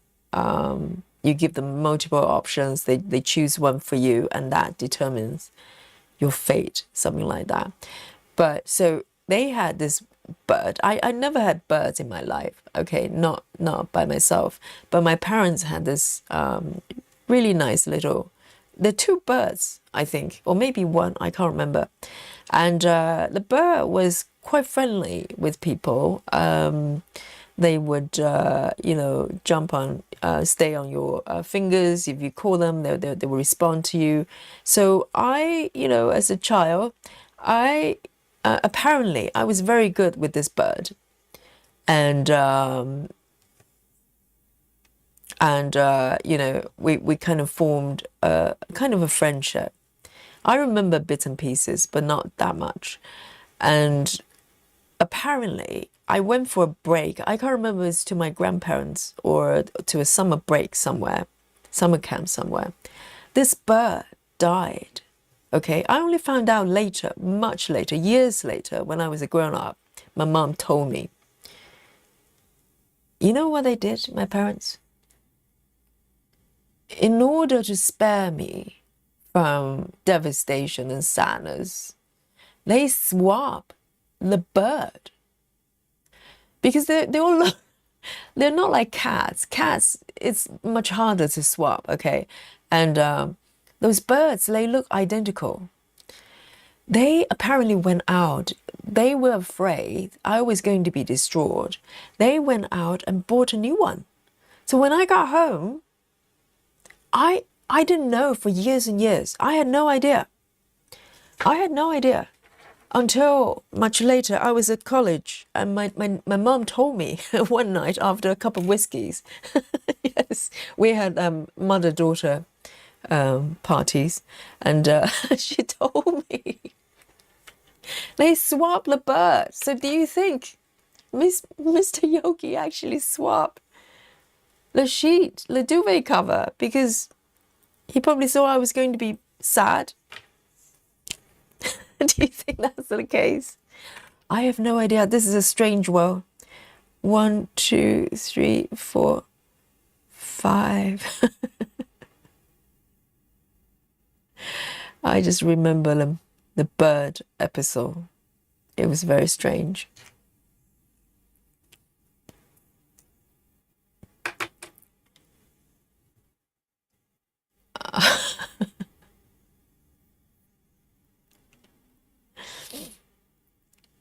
All right, Sound Stitching says, yes, that's quite fair. Sound says, you live in London. There's a good chance it's haunted anyway. Okay, so, well, now there's new information. So London is generally just haunted.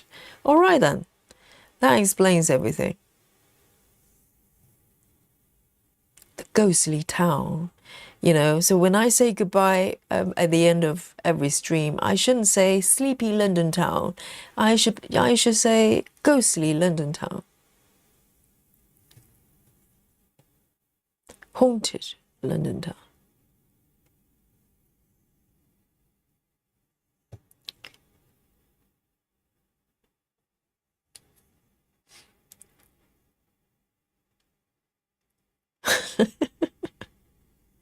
Well, you guys really have faith in Mr. Yogi and Dolly.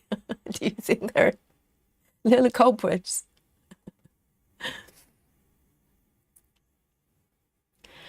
Nerdy says, have you contact? You have contact with the simulation runners. Well, I always suspect someone is running the game. Okay, this game. Nerdy, you know what I'm talking about. I always looked up, you know, very often if I come across something really weird, I just look up into the space and I go, hey, I know what you're doing there. Well, not changing anything, but they probably just laugh at me and go, hey, what are you going to do? You're just an NPC.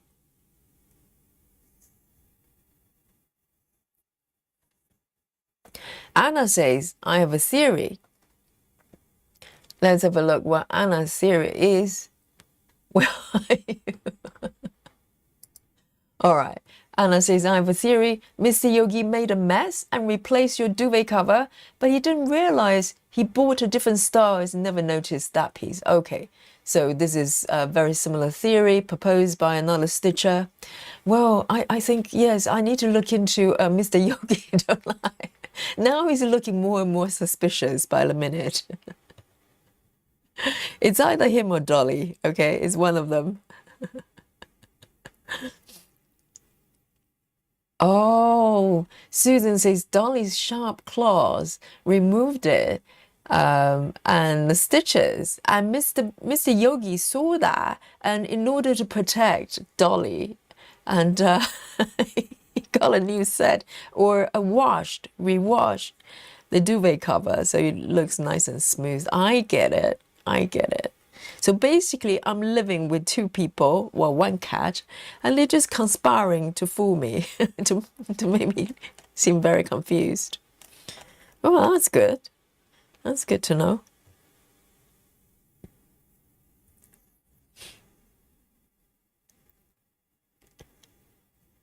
Oh, well, Ruth, I think I only have one set that's this color. It's very distinctive. It's kind of really earthy pink. No, Kathy. Now you guys just stirring things up. Okay, Kathy says, how long have you known Mr. Yogi? Maybe he wants you to think that you are going cuckoo. Yes, I have seen movies like that. Haven't you seen movies like that? They try to gaslight you, and probably make you think you're going crazy. And eventually you do. You just go crazy afterwards. Yes, I've seen thrillers like that, the Hollywood movies.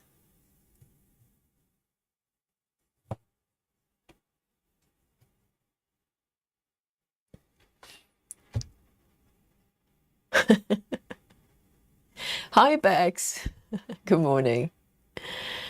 Yes, long time no texting here. It's been busy week, but it's Friday, so nearly the weekend. Yes, I hope where you are is nice and peaceful, not haunted or anything, you know. No strange duvet cover situation.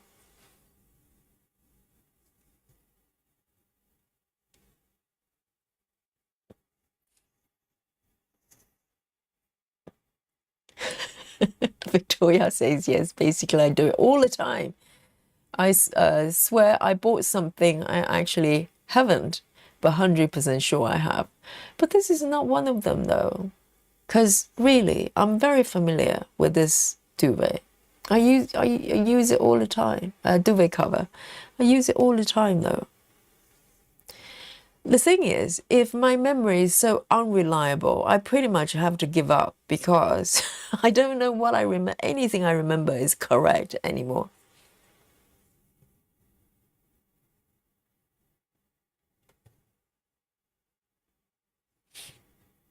And also, it was a while back, but not quite similar. Okay, but I've got I've got a router thingy hub for Wi-Fi, and I'm always with the same company for the longest time. So the hub, the device, has been with me for a long time as well.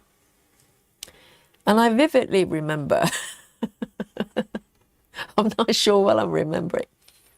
In order to reset the router,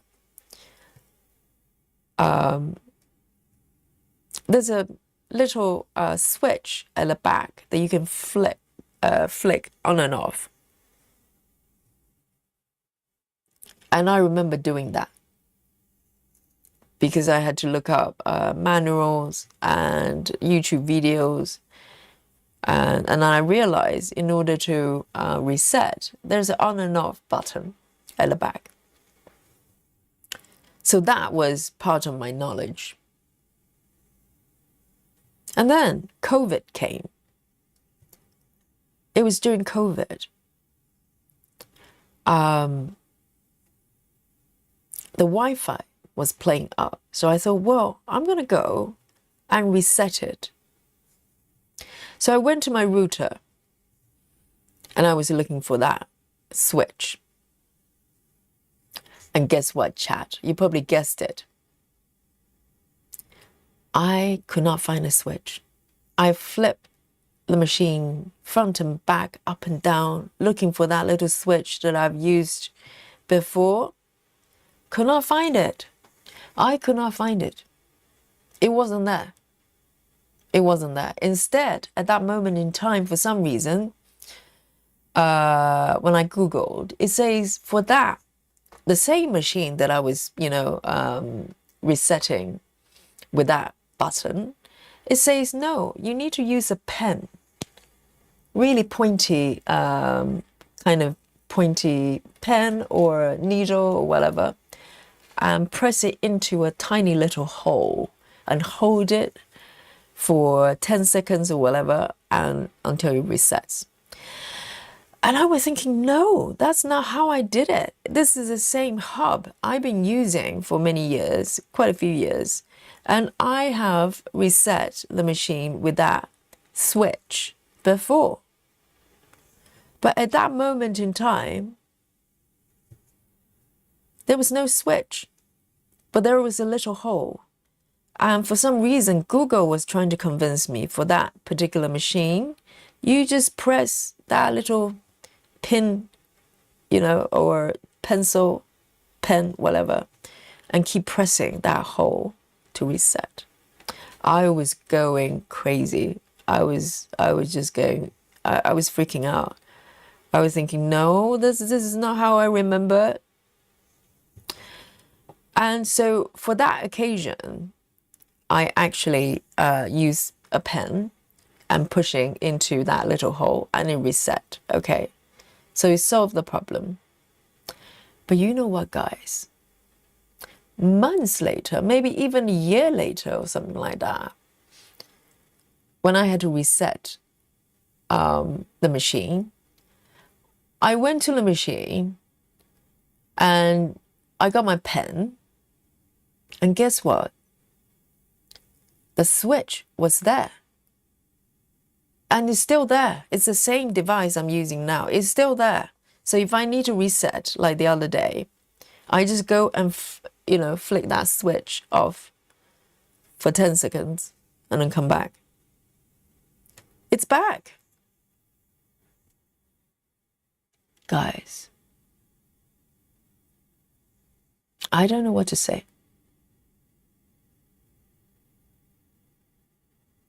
Bag says Peter is looking good. I know. I'm not sure it's Peter or could be a lady. I have no idea. It's a little rabbit. Yes, it's looking good. It's looking good.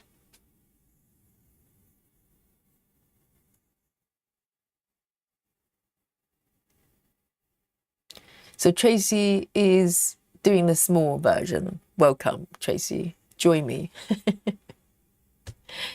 Susan says 9 p.m. has 86 colors. Susan says, where's the whiskey? I know. That's a scary thing, is this house is, occupied by 2 teetotal.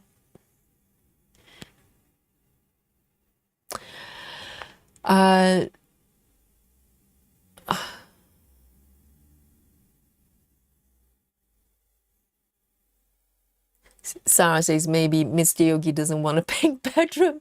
No, Sarah, it's not pink, okay? It sounds pretty, it's not Barbie pink, okay? This is very earthy pink. It's a really nice color. Really, really kind of spring kind of color. I love it. And also it's very generous in terms of size, so it's very easy to work with.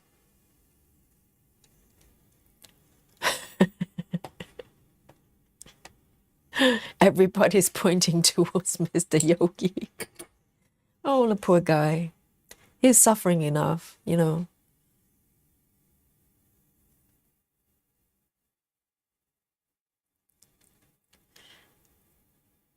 Okay, 1, 2, 3. There.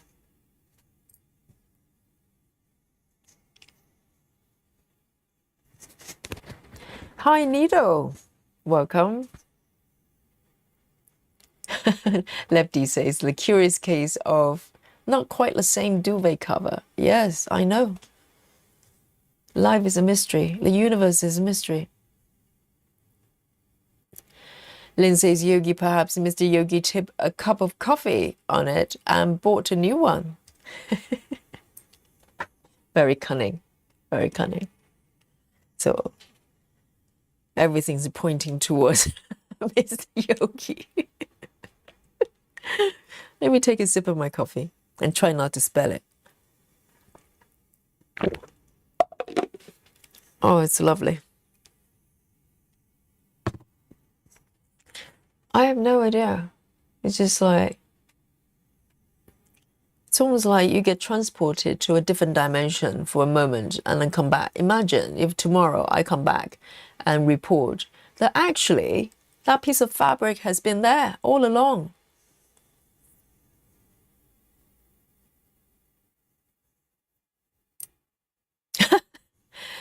Rose says, well then, based on the router story, when you wash and iron your duvet, the next time you use it, the flap will have returned. Exactly. Imagine if I come back tomorrow and go, hey guys, actually, it's been there all along. For some reason, I didn't see it. That'd be so strange. I was actually running my hands through the entire area because I just wanted to physically confirm that it's not there. It's not invisible. It's not there. Oh dear.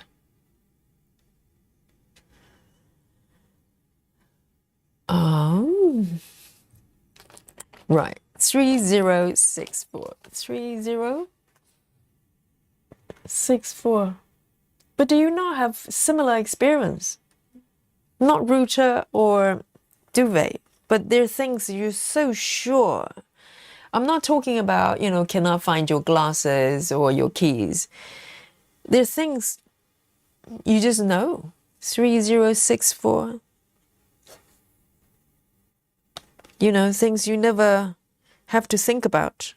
It's just there, just like, there's ceiling above. You never have doubt. You never think, well, do I have my, is the ceiling still there? No, you don't have to ask.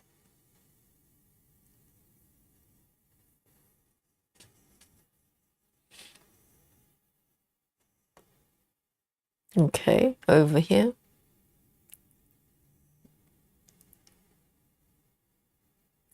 One, two, three.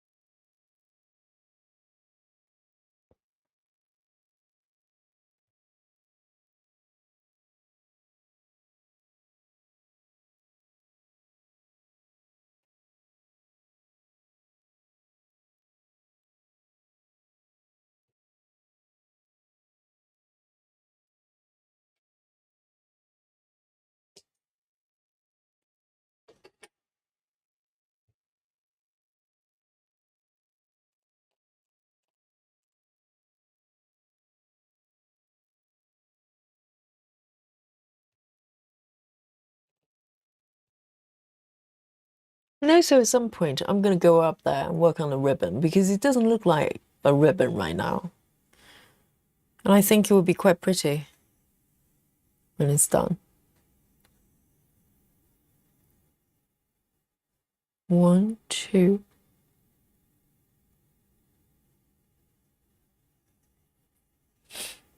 Laura says, random fact, UK king size beds are US queen size. Really? So, because queen size here is not very big. But there is such a thing as an extra king size as well, isn't it? Like a super king size, that's it.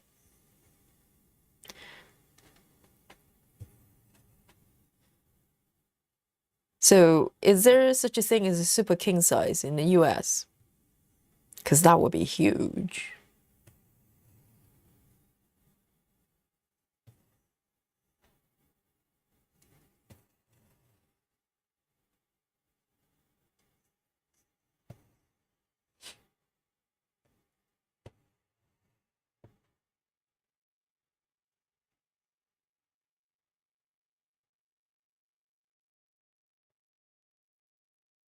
Right, so king size in US will be UK super king. So American super king will be, I don't know, even bigger.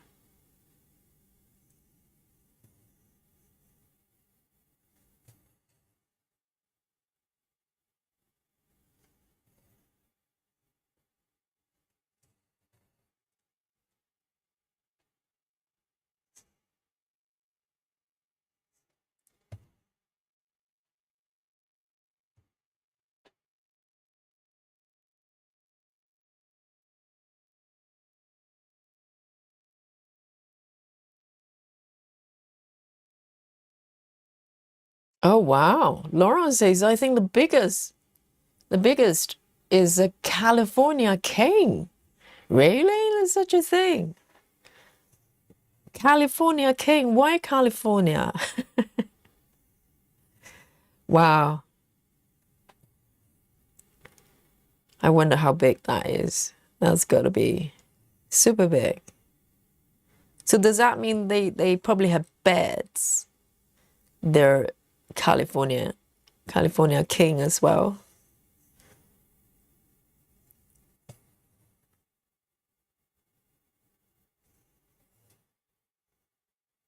That's a huge bed.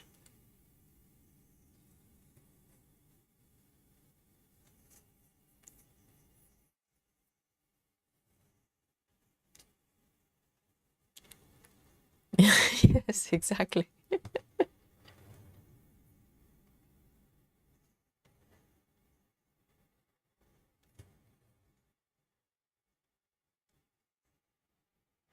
But I'm always wondering, why do you need queen size? Because either, well, I suppose it's probably queen size is probably more generous single bed, right?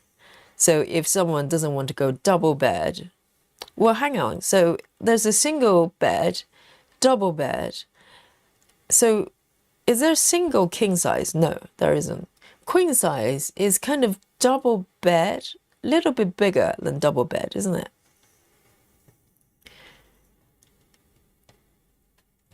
I think that's what it is.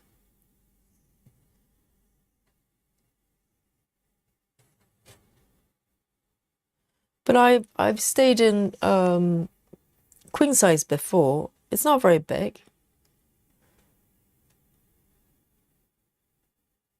So unless it's just one person, if it's two people, it's quite snuggly.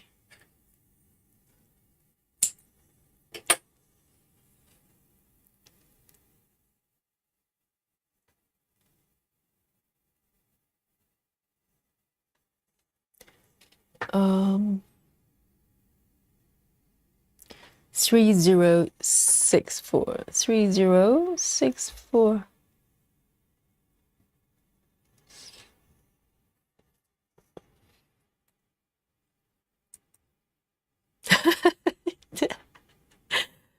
Betty says, why not Texas? Texas King. I know. That sounds even bigger.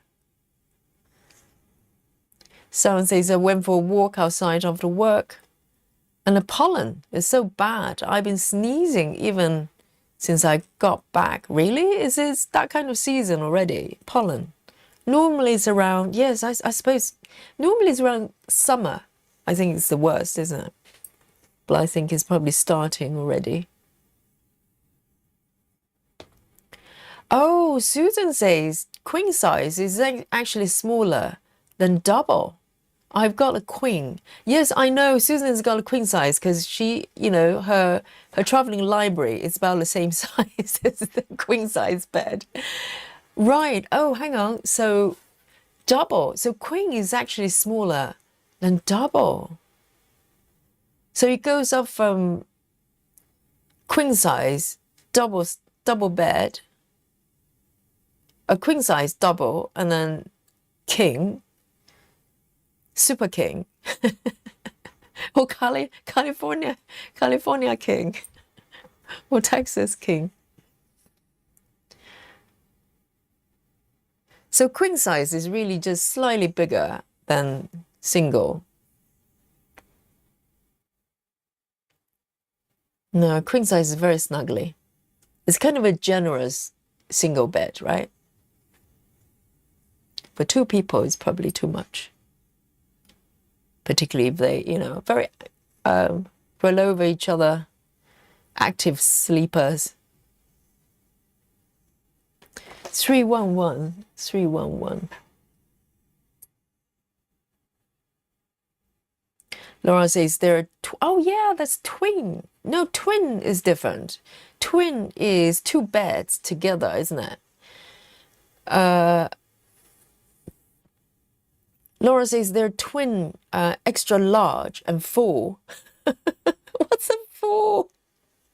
So it's full bigger than the California king. It's the size of a swimming pool.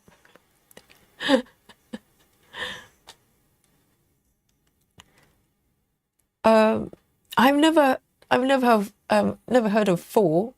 full size rather than half size.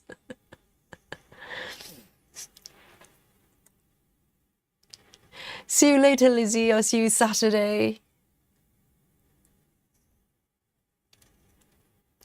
Laura says, I have a queen size, which is a UK king. Really? But Susan says queen is smaller than double. So what is double then? What is double? Double is not king. Double is bigger than queen. What is double? Yeah. So you have single bed, double bed. And queen is smaller than double.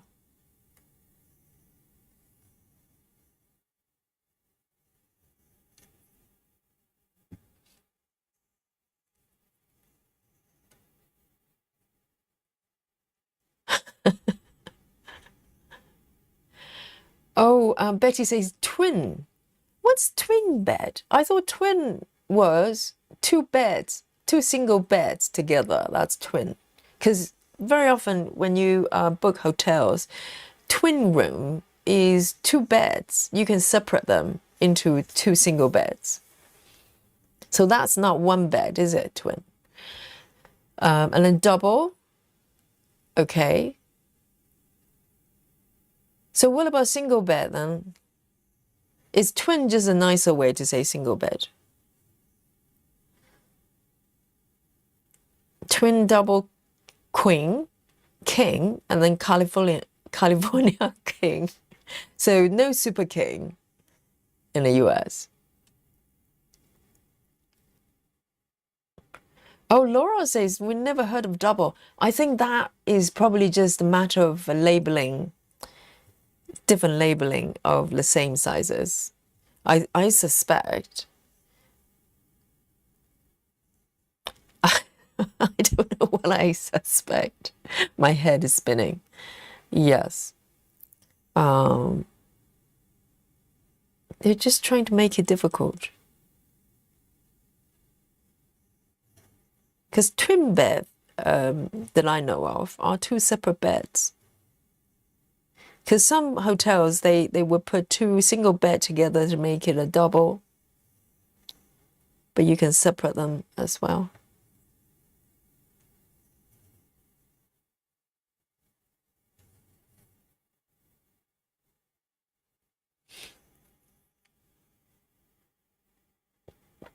So Stitching says, my husband and I use a queen size bed. Is it not snuggly? But in America, queen size would be king size, wouldn't it? Whereas the queen size here is kind of quite small for two people.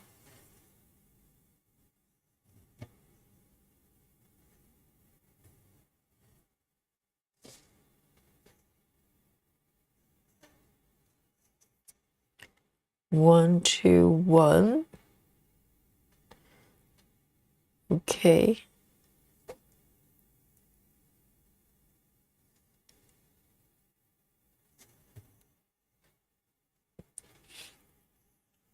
See you later, Kathy. Oh, stay safe. Yes, hopefully no tornado too soon. Dear, oh dear.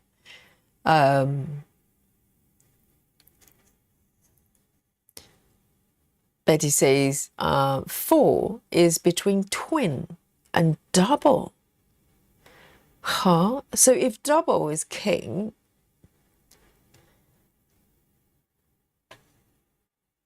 oh, I can't do the conversion.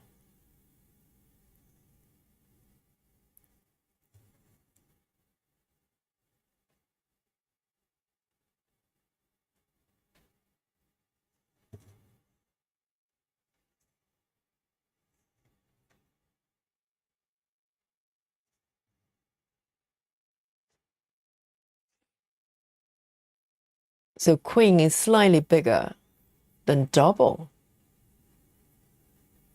But that's not what Susan said. That's not what Susan said over here. Maybe slightly different. That's why it's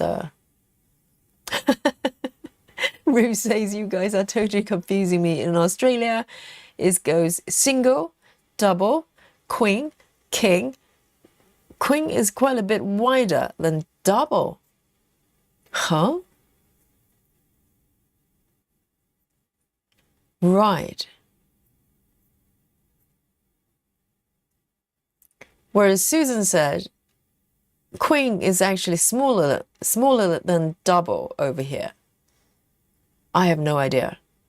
I know queen is smaller. I was under an impression the queen would be a little bit bigger than double bed.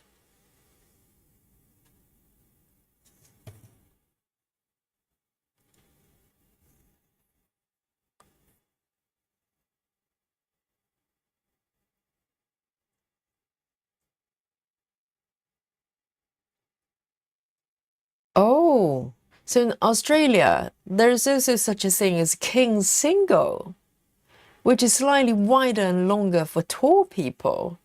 Ah, king single, a single king.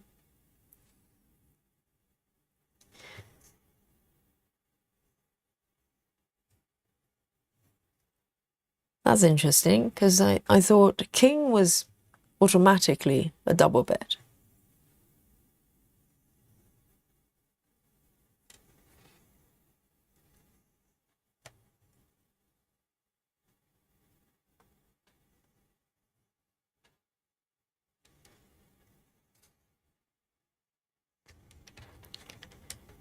I'm going to move it up a little bit.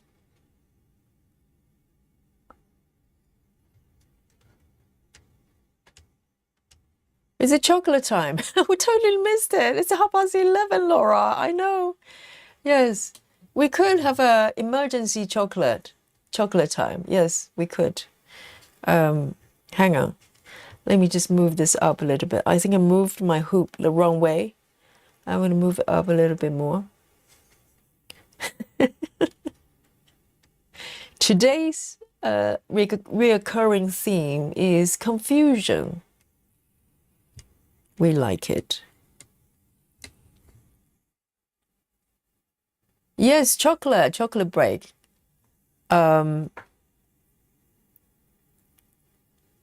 Cali King, not cauliflower, California. Let's have a chocolate break. I think our brains are probably a little bit fried. Let's heal the brain with a little bit of chocolate, okay? And today I am going to have happy hippie. There you go. Yes, that's today's chocolate. Orange and geranium dark chocolate, 74% Montezuma's as usual.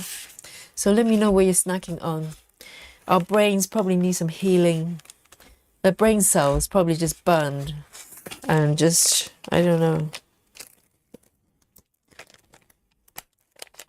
There we go.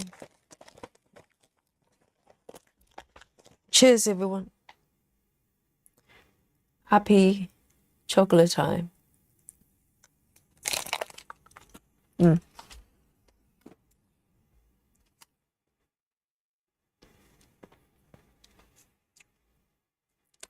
Betty Hankins,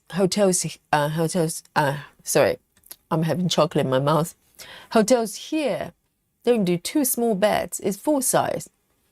Interesting, so no twins, because in Europe, it's quite common to have rooms that either can be catered for two people by separating two single beds, or one person can take the room and ask them to put a bed together. So you have like a double bed, but underneath there are two single beds. So that's called twin beds.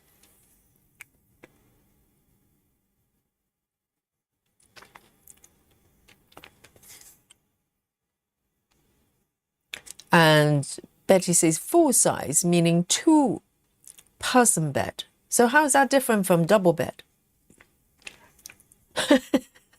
Today, we investigate. Nice chocolate, very sophisticated.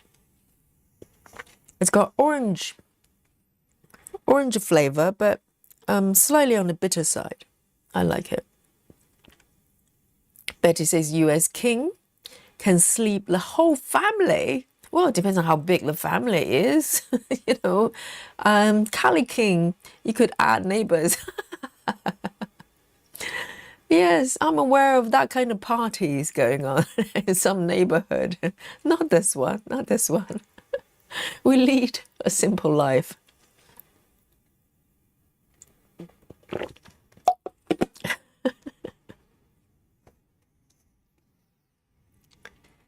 That's crazy. I presume in the US, you probably have more space in most places.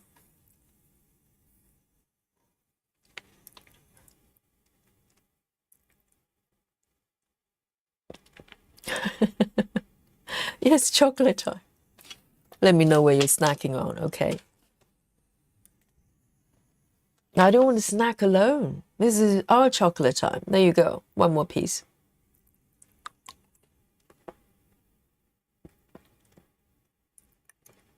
Rose says you've got to love the topics in this chat. We went from spooky duvet cover to beds to Super King, California King.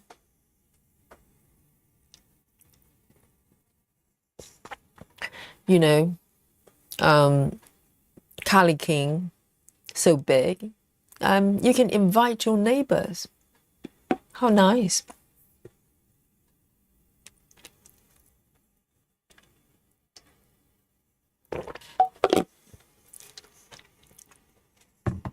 Very nice. This is coming along really nicely, isn't it? But I think I would, would have liked a little bit more definition around here, because I don't know what's going on here. Maybe when it's all stitched up, it's going to be a lot clearer. Maybe just lighting, but the definition here around the nose isn't super clear. I think it will make sense once you zoom out a little bit.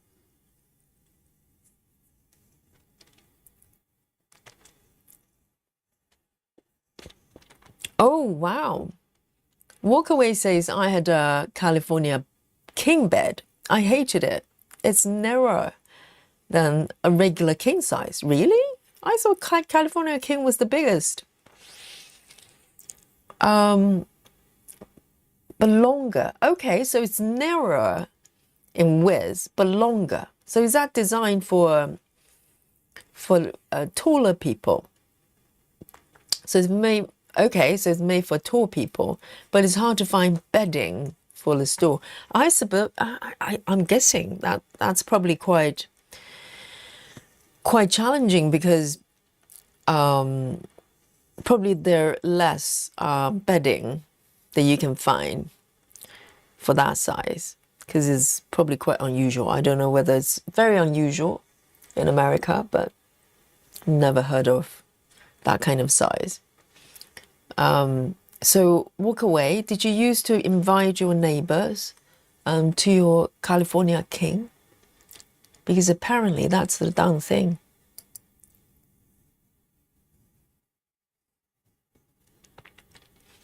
Let me have one more piece of chocolate.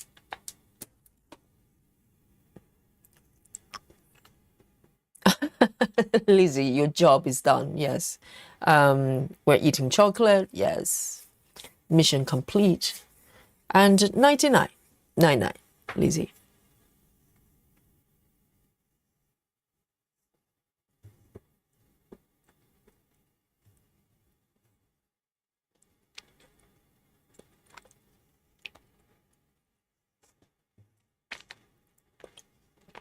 But I think I probably have bedding that is size Super King, even though we have king size bed, because it's just more generous with the fabric.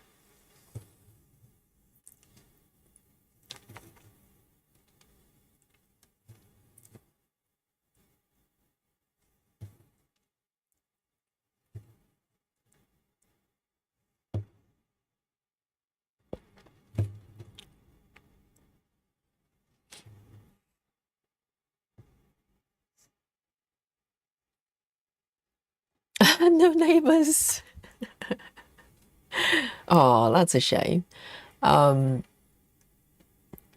Laura says, my husband walked in right when you asked if Renee asked the neighbors into their beds. He's so confused. Oh, poor thing. Yes.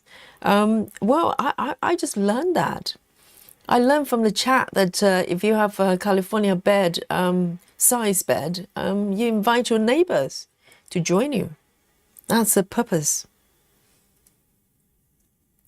Is that my idea?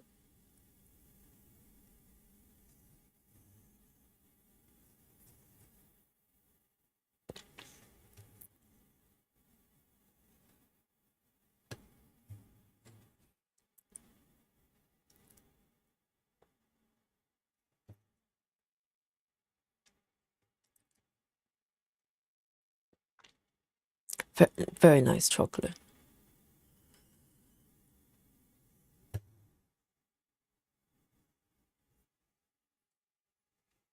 Clara says we forgot chocolate time. We just had some chocolate, Clara. Yes, I know. Chad, I'm relying on you for the timekeeping, okay?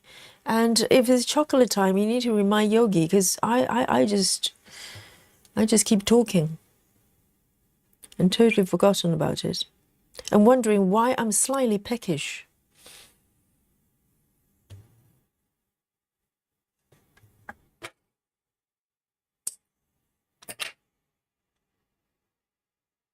Three, one, one.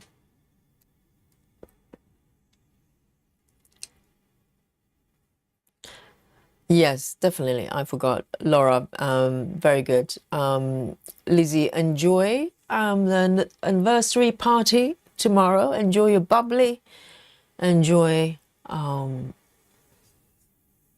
the tea party as well.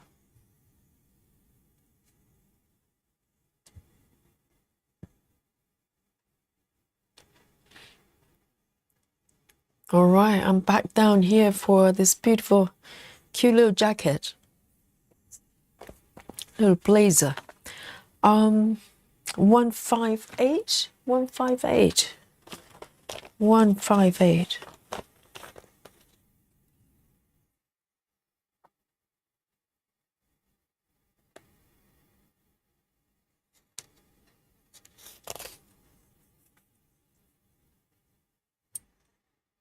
And just to remind you guys, on Saturday, instead of Amy Stewart Sal, we're launching the 14 count retreat week. Okay, so we're going to be stitching a lot of lower count fabric. I'm going to stitching 14 counts projects throughout the entire week. And come and join me. I'm having a new start on Saturday. And I can't wait. I'll need to wash my Ada because my Ada, I do have a piece of Ada already, and it's a little bit starched, so I'll need to give it a wash. I'm really looking forward to it. It's just such a beautiful design.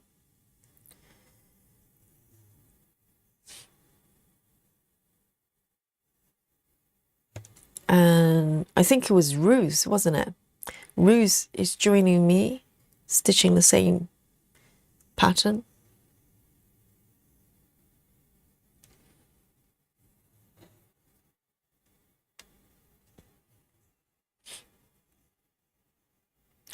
Clara says, I stepped away to get Pops out. Yes, Clara, it's never too late for chocolate. I still have a piece in my mouth, so join me with the chocolate. Yes, Clara, you need to, perform your daily duty as to remind the chat it's chocolate time. Because I forget.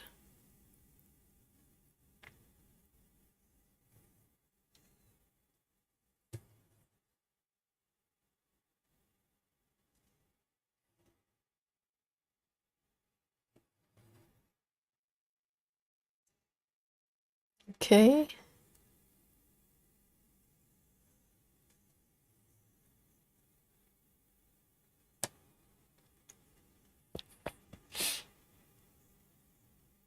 Walkaway says, I've been reorganizing all my floss. I discover once taking inventory, I have over 100 scans of DMC 300.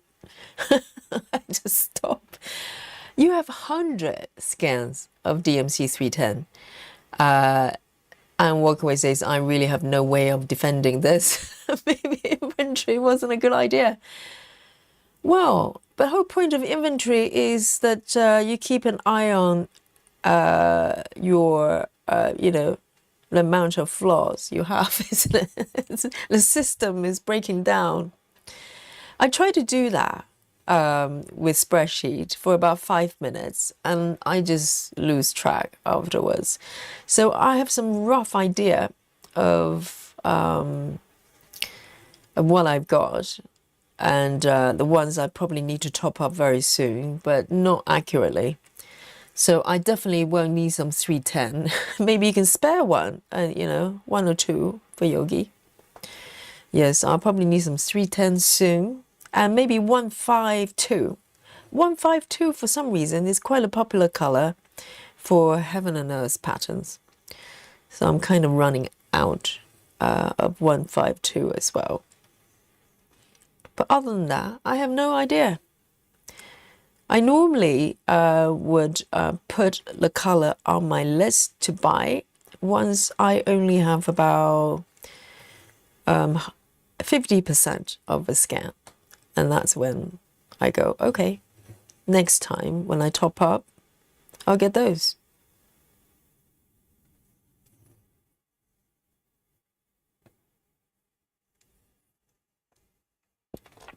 Rue says, off topic, daylight saving ends in Australia on 5th of April. I'll be happy, not a fan of daylight saving.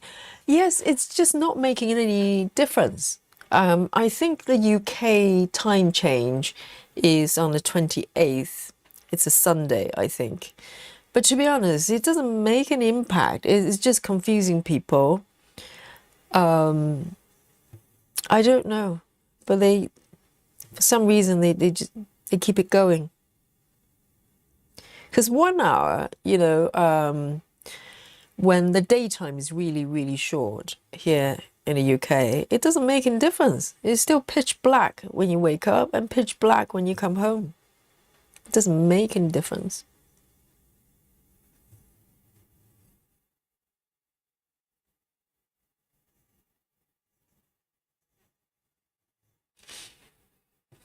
And to be honest, it's a little bit easier now because now it's all digital. So the time just changes for you. So if you have alarm clock set up, most of the times you just wake up at the right time. But I remember before everything was all automatic. It's not unusual. People just, go to the class or to work 1 hour late or 1 hour early. It's like part of the, it's like a joke, isn't it?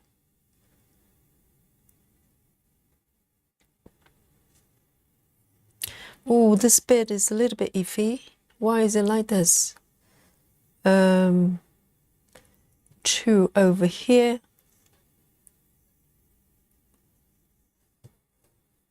1. I'll probably need to fudge a little bit around here. Hello, Kristen. Kristen says, I was unable to mention earlier, Alaska kings are supposedly larger. What? So it's a California king. That's maybe a Texas king. There's a Texas king. Alaska king are supposed to be larger. And I think there's another one bigger. It's essentially 2 queens together. No, Kristen, that's not a bed anymore. That's a floor space. No, 2 queens together. That's not a bed. And how do you even, get it into a room? Because door space are just, the regular door space. That's too big. Why do you need that? Bed's that big, unless you're inviting your neighbors, which I've been assured that it's not happening.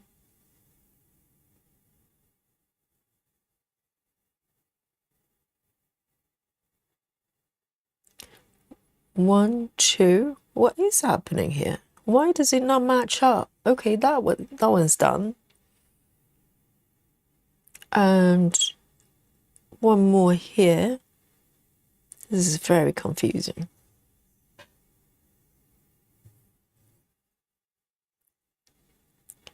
No, that's not correct.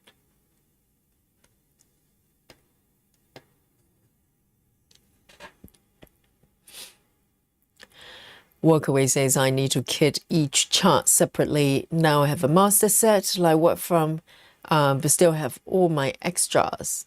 Oh, so you're consolidating all your separate kits together, and you just ended up with that amount of sweet end.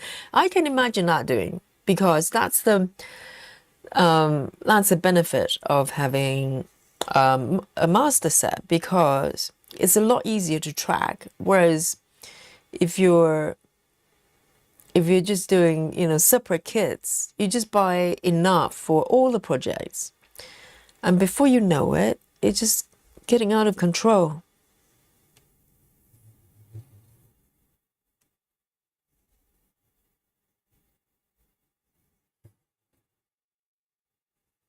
That's why you need a master set.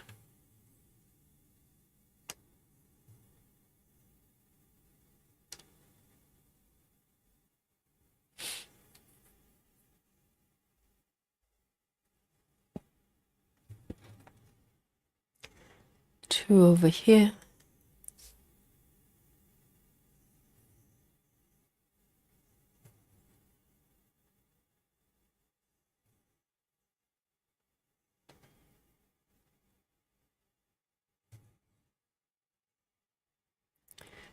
Right. Should I go up?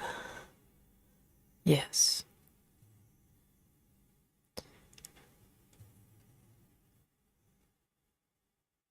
Alaska King.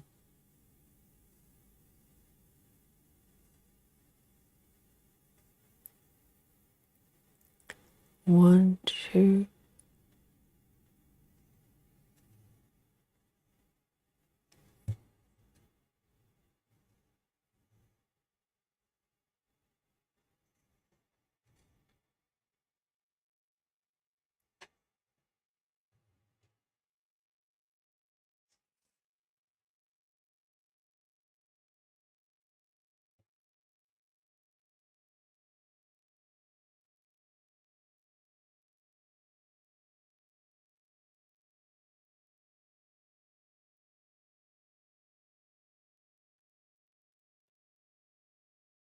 And also just to remind you that it's going to be double stream on Saturday. So we have one stream for members, and it's a side quest this week, because last week we didn't get to do it. And so this week, side quest, you can do whatever you want. I'm going to be doing a little bit of, what is it? Needlepoint. Needlepoint. So I'm looking forward to that.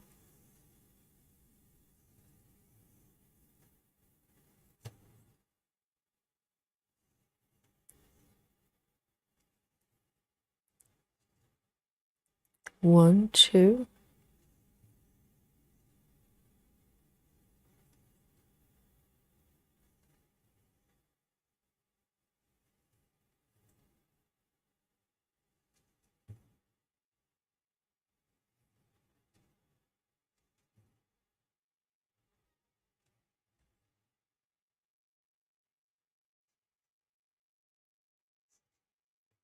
And single strand CXC is just so nice.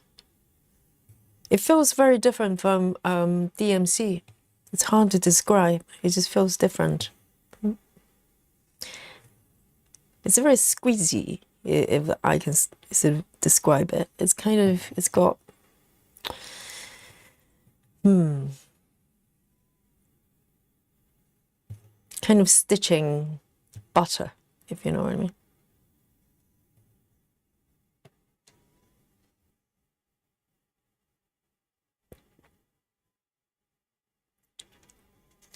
Walkway says, I used to kit each chart separately. Okay, that one. Walkway says, I have some kitting for SideQuest. I'm making socks. Oh, nice. Oh, knitting for SideQuest. Yes. Sock knitting is popular, isn't it? And those are quite tricky as well. I have a love-hate relationship with socks. On one hand, I'm totally fascinated by the sock knitting. But at the same time, it's very tricky, isn't it? I think the sock projects that I have done, that I managed to stitch to knit both sides, I always end up with two socks not being totally the same size, even though it's the same pattern. I think it's to do with the tension when you stitch, and I think with knitting, you know, my tension is not very consistent. So if I knit anything that requires kind of close fitting, like clothing and or socks, yeah, it's a bit more challenging for me. But that's a nice side quest. And make sure you do not suffer from the single sock syndrome. Okay, make sure you do both. Passion for stamping, hello. Passion says, I received my cable needle today and I'm quite liking as a laying tool. Isn't it great? I know. Yes, let me show you my, because this is what I'm using. Oh, where's the other one? But I've got different sizes, and this is one of them. I've got a green one that's a little bit thicker. Yes, this is what Passion is talking about. So I'm using these ones as laying tool as well. Yes. And but did you order your cable needles for knitting, or just did you order them specifically to use as railroading purposes? Passion says, I ordered and paid for one PKG of 3 sizes. Oh, 1 pack of 3 sizes, and Amazon sent me what? Sorry, they sent you 10. So 3 in a set. 3 in the set, and they send you 10 of them. What? Because yes, they very commonly come as a set. So for these ones, I suspect, I can't remember now, they probably come as a set of maybe 3 or 4 different sizes, right? And you got 10 packages. I like it. Now maybe you can just sell them on eBay or to the chat on Facebook group. That happens, isn't it? Glitches. I love it though, when that happens. I remember it happened kind of on a roll a couple of times, maybe 3 times even, 1 year, a few years ago. I was buying some furniture for my house at that time, and from a company called John Lewis, which is a department store. I think at that time they probably have some sort of problems with the database, with ordering system. I ordered 2 chairs, dining table chairs, which are, you know, each relatively, they're not low price items, right? We're not talking about like small things. So I ordered 2 as a pair. They sent me 2 pairs. So I ended up with 2 extra chairs. I didn't return them because it's a hassle doing that. So yes, I gave the extra 2 to my friends. So we have the same chairs. That happens. I like it. And it kind of happened a couple of times. I think John Lewis probably had issues at that time with the ordering system. Wow. They send you 10 packs. Now there's, you know, there's a lot of railroading you'll have to do.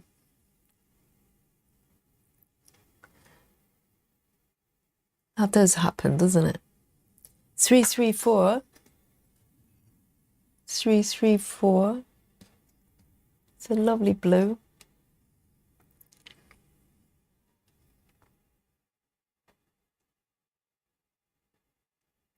I think that's probably enough for the entire chat.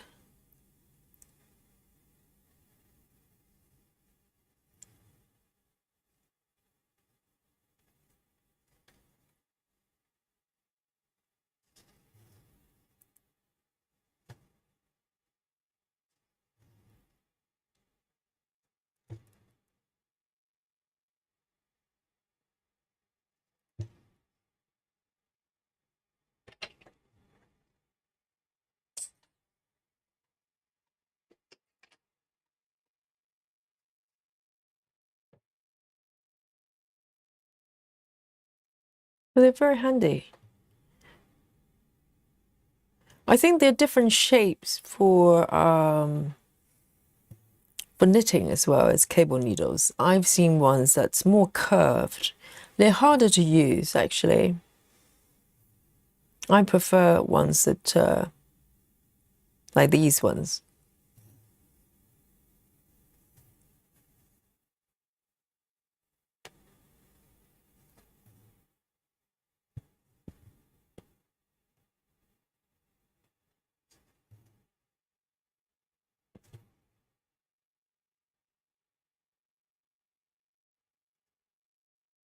Linda, hello.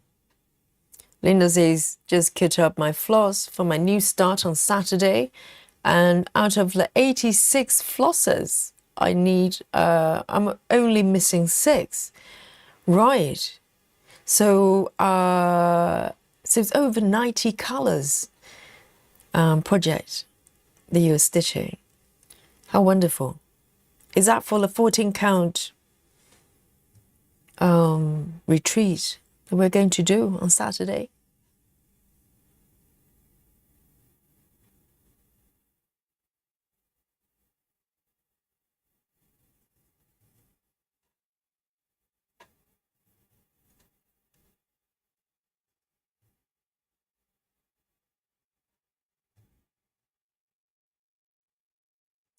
I think in America, if you have access to craft shops, you can probably just drop by and just get the colors you want.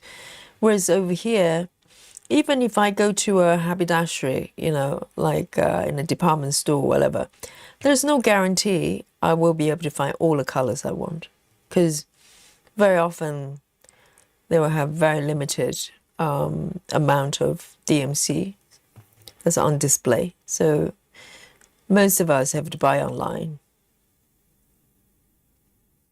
And it takes a little bit more time if you're in a hurry.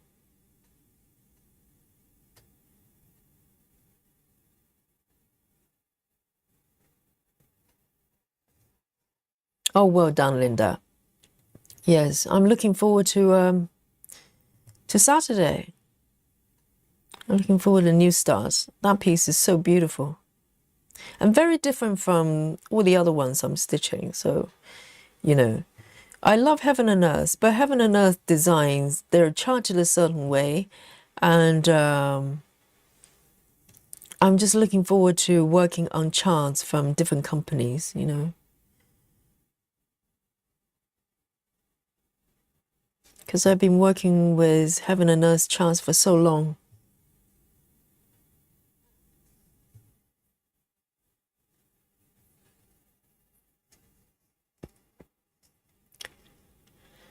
Passion for Stamping says, I'm a bad girl. I'm working on my 14 count now. Yes, Passion's got a head start on us. Yes, you can. Because for Passion for Stamping, the retreat starts today.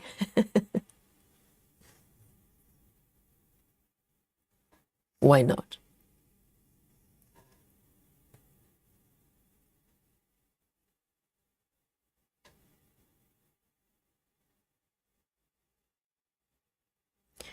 Let me double check. 2 and 1. Okay. I'm looking forward to it actually. The entire week of 14 counts.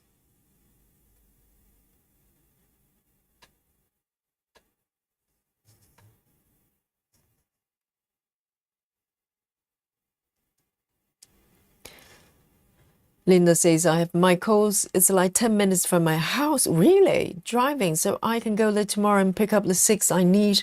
I'm very fortunate. I know. It doesn't happen here, not in London.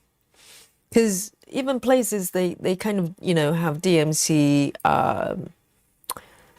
displayed. They're limited colors. I don't think they have the full, you know, 500 whatever colors. Very unlikely. So the best bet is to buy from Etsy or stuff, places like that.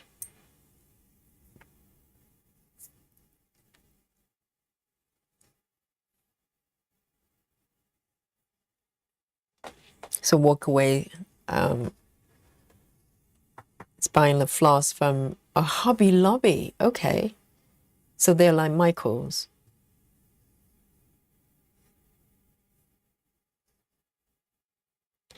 Linda says, are you going with the one that you showed us last night? You still need to purchase because it's gorgeous. Yes, I bought it last night. So let me show you.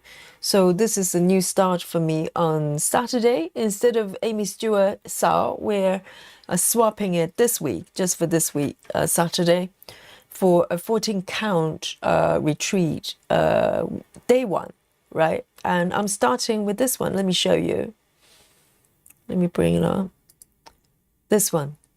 Isn't that gorgeous? It just looks so nice. And it's so different from all the other patterns I have. It's very, very stylized and very bold colors. I love it. I bet it's probably quite confetti as well, I've been told. Stitch is so beautiful. Their patterns are pretty confetti heavy. So I'm ready for the challenge. But it's gorgeous, isn't it? It's really lovely. So this is the one I showed yesterday. I actually had 2 candidates that I was thinking about. And, you know, the chat overwhelmingly picking this one. So this, I bought the chat, I bought the chart already last night. So I just need to get it to work for Saga. It definitely works for Pattern Keeper. You can see that they all Pattern Keeper tested, but I'm gonna have it to work on Saga. Hopefully. Yes. So this is the one I'm stitching on Saturday. It's a new start.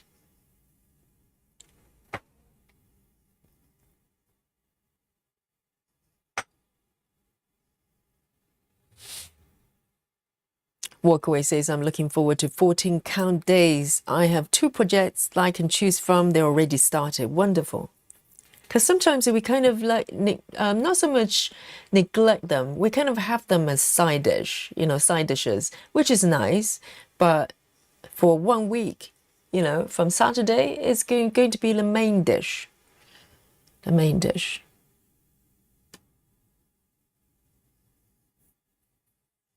So Laura has already started the 14 count retreat today as well.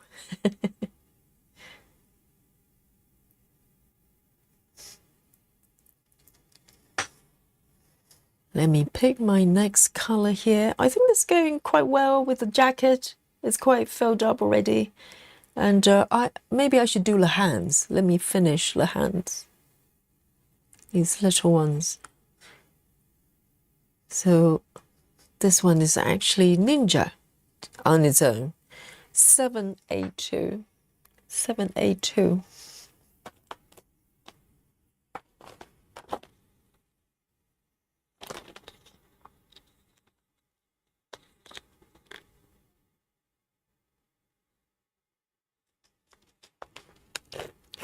Literally just 1 stitch. Betty says I have to drive an hour and a half to the nearest Hobby Lobby for floss for about 4 hours for a real crisis. For a real stitch store crisis. Stitch store is not that easy here in the States either. I think it probably depends on where you live, right? If you're lucky enough to live somewhere near a craft shop, it's probably easier. Or you just have to rely on delivery, which I do as well.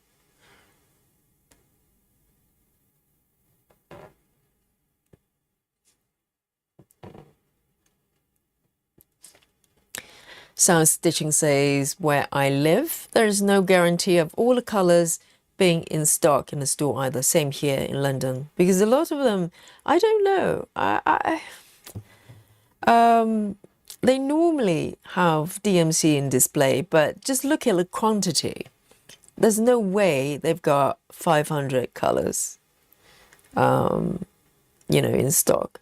So it's a bit of a risk if you're just going to the shop and trying to find it. And the effort as well. I might as well just order it online.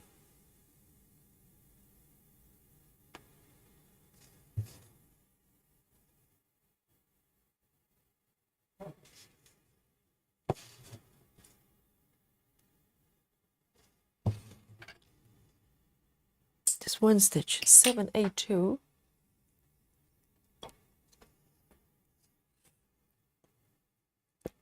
Walkaway says that chart is so pretty. I love the colors. I know. It's very stylized. I really love it. Laura says I'm lucky and have 2 Michaels in my town and Hobby Lobby like 15-minute drive away. That's really nice. But the downside of that is if you go in for a scan of 310, you probably come out with 10 other items, right? That's the problem. That's the IKEA syndrome. You go in for a candlestick, you come out with a piece of furniture. You just can't help it. 159, 159.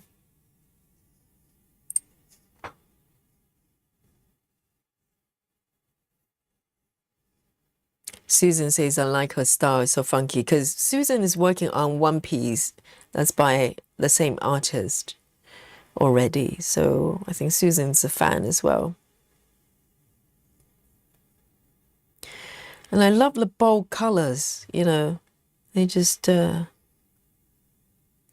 just very much how I like it.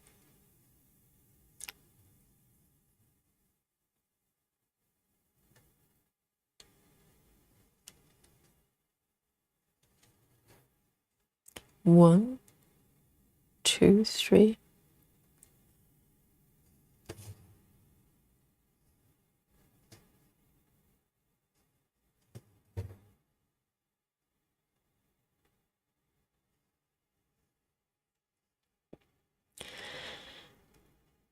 Lynn says, Yogi, where are you going to start on the 14 count? Oh, such a great question. Lynn, to be honest with you, I have not decided. I'm going to wash my fabric and kind of have a think. Because I think that piece, doesn't matter where you start, is kind of fun, isn't it? Let me just bring on that mock-up for you to have a look. It's, yes, I think from corners, I can't remember, well, I can't see the bottom left corner with this picture, but I suspect, or even center, any of the 4 corners or the center. Well, the center has got a lot of white stitches, so it's probably a giveaway. I probably won't start there. I don't know for sure. I might change my mind because the center might not be the houses. The center might be just above the water. It doesn't look like sea to me. It looks like river, like a stream in the forest or something. But yeah, I'm gonna have a think about it until Saturday. It's going to be a little surprise for me and for you as well, maybe. But there are only so many spots you can start, right?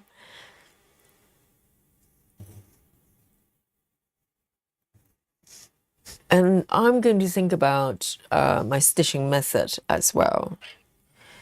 I need to decide how I'm going to tackle it.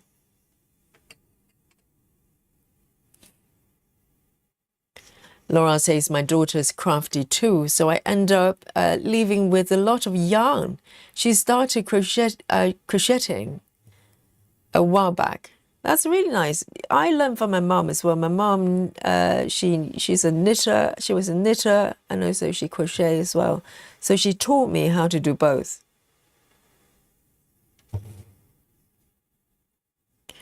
It's a bonding experience as well. I think in particular, when you're a mom or dad, they do, certain craft and they pass it over to you.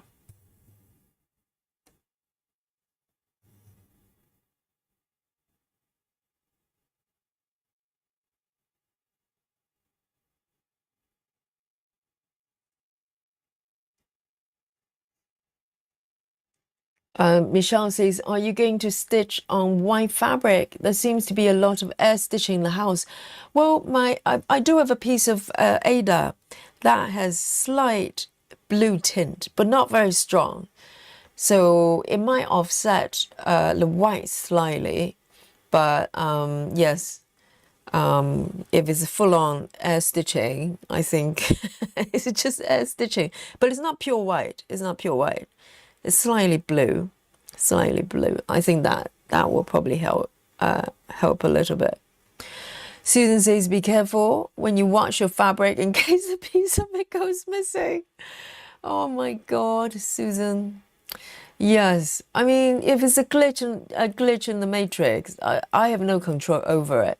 But hopefully, if I lose something, it's going to come back. Seems to be the pattern.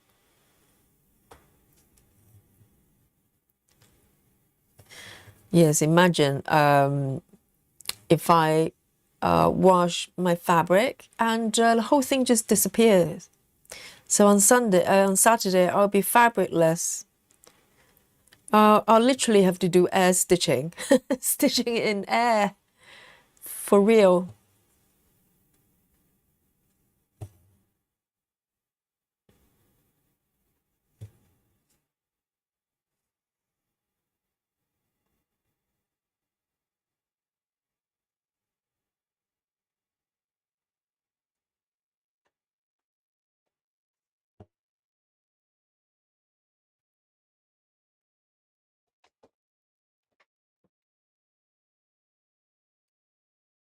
I just hope that when I go to bed, the bedding is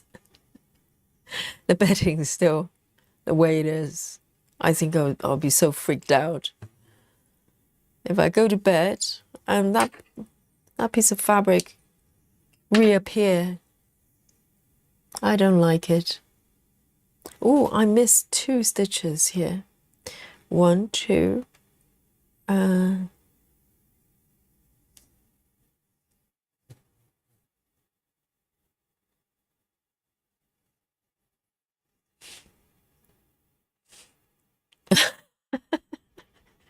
Walk away says future yogi finds a pink piece of fabric some random place in the house. What is this? Yes, like, behind the sofa, under the cushion or something. Wouldn't that be freaky if that piece of fabric just, in its entirety appears under the sofa? I think I'll have to move and change the partner as well, because I think it's probably has something to do with it.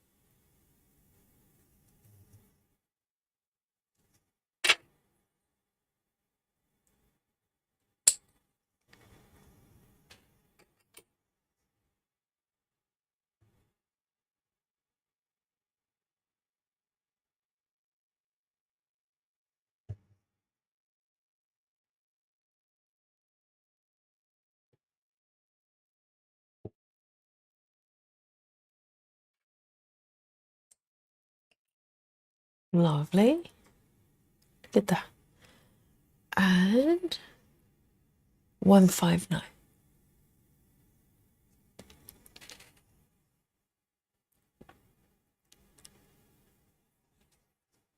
It's a strange world, guys. And I'm surprised none of you have experienced similar things. Do you not?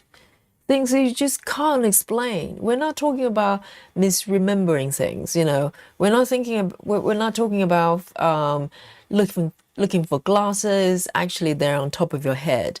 That's not what we're talking about. We're talking about genuine glitch, you know, glitches in the matrix. Things just do not make sense. I'm going to do these 2 little stitches and 4, 3, 4.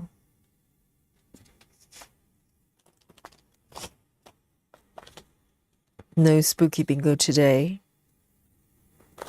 4, 3, 4. Just one of those days.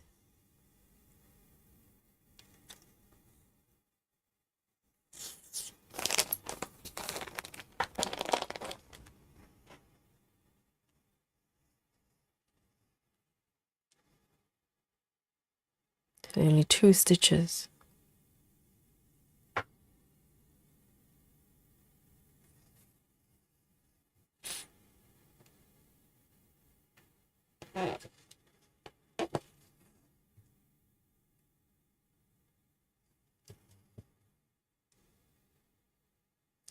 It's quite interesting because when I bought that pattern that I just showed you, I did not notice the white houses.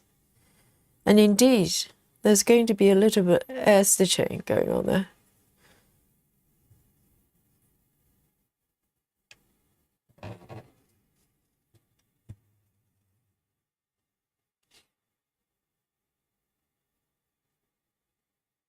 One, two, three.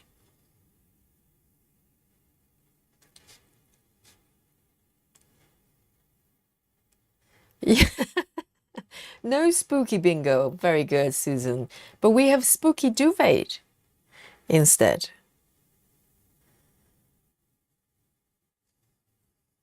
I know.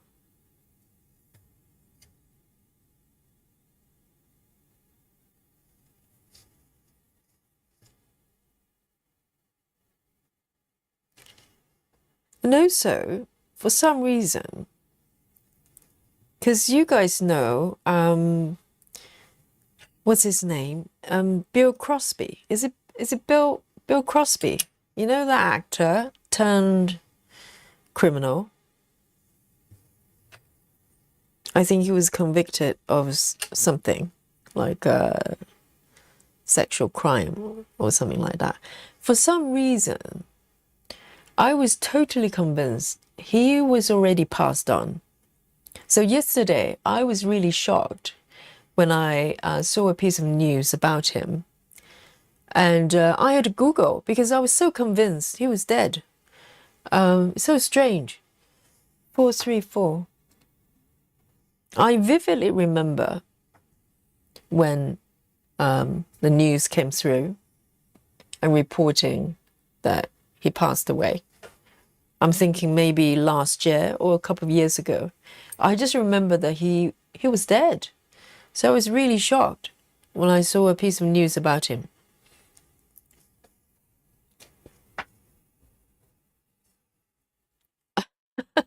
Lynn says, Yogi, just went to my bedroom. My quote is still intact. Congratulations, Lynn. Yes, I'm so happy for you. I cannot say the same about me. I don't know. Maybe when I go downstairs, you know, afterwards, after the stream, I'm gonna find my duvet cover is just like the way it was before. I'm so happy for you, Lynn.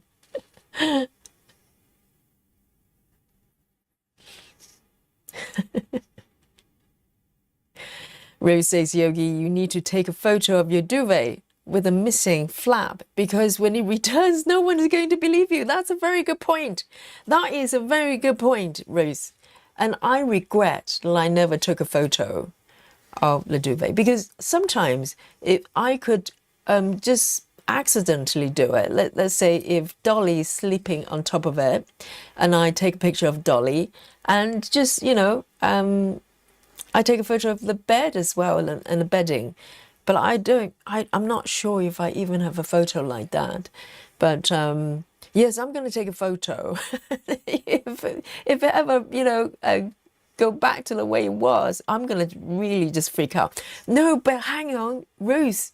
Imagine if I take a photo now and there's no flap of that piece of fabric, and then tomorrow when I wake up, the duvet returned to the way it was, and I go, well, but I have a photo as a proof, and lo and behold, when I pull out a photo, it actually captured the duvet as the way it was, with the fabric, with the flap attached. I definitely need to move if that happens.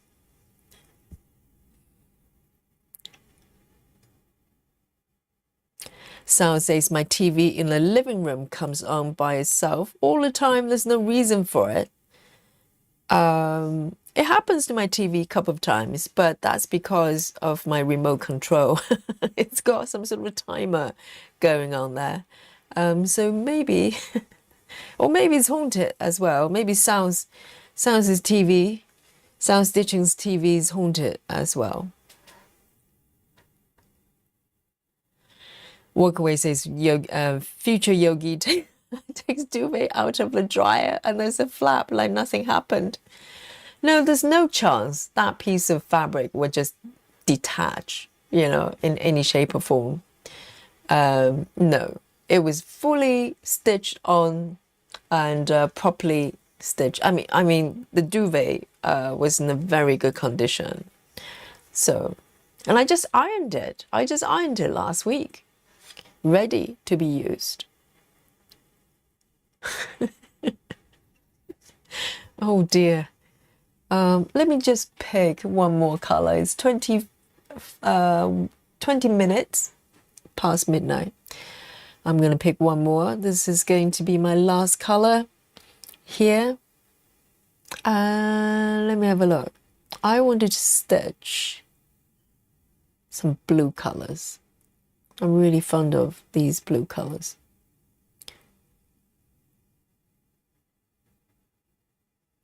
Okay then. Oh, it's not quite blue, but quite dark. 3371. I think it's brown, isn't it? 3371.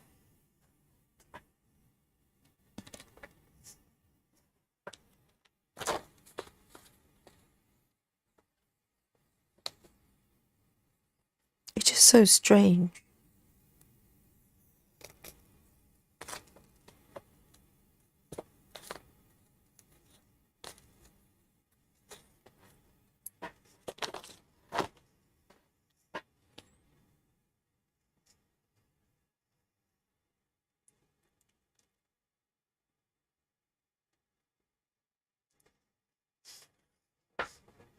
All right, I've got 3 stitches here and a few over there. I'm going to just do those.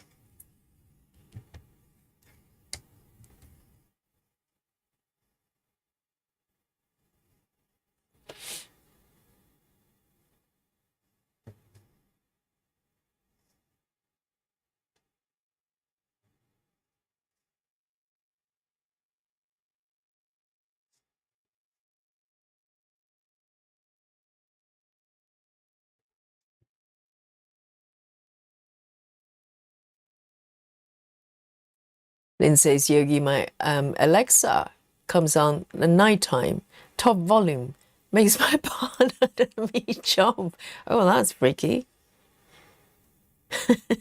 There you go. Not only my place is haunted, everybody's place is haunted.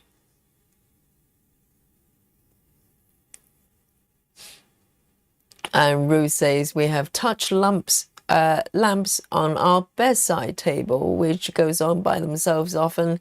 We have decided it must be power surge triggers it. Yes, that can happen if it's kind of slightly malfunctioning. It could just go on and off by itself. And I find TV as well, particularly the modern ones, that's got Google software installed. For a while, it doesn't happen anymore. For a while, it it just turns on, you know, the TV just goes on by itself for no reason. And Lefty says maybe he needs to go back to the laundry portal. Yes, to a laundry portal and will return to normal. You know, there's some theories about multiverse. You probably have heard of it. The theory basically believes that when something happens, okay, so I think things stay dormant until they're observed. It's part of the, you know, I can't remember what it is. One of the theories, things only become active and meaningful and start doing something when you pay attention to it. And everything that happens has,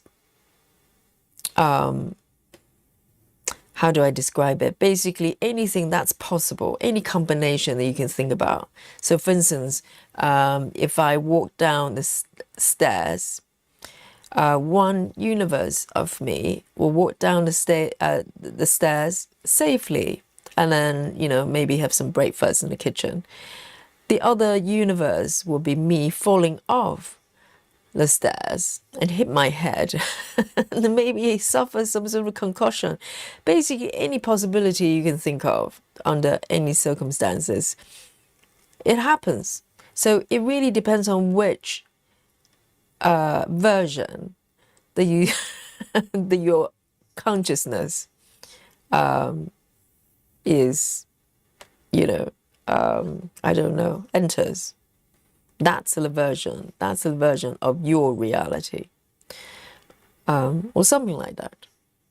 So maybe I just need to switch to a different dimension. I'll get my duvet back, you know. I don't know how to do that, but can be done, I'm sure.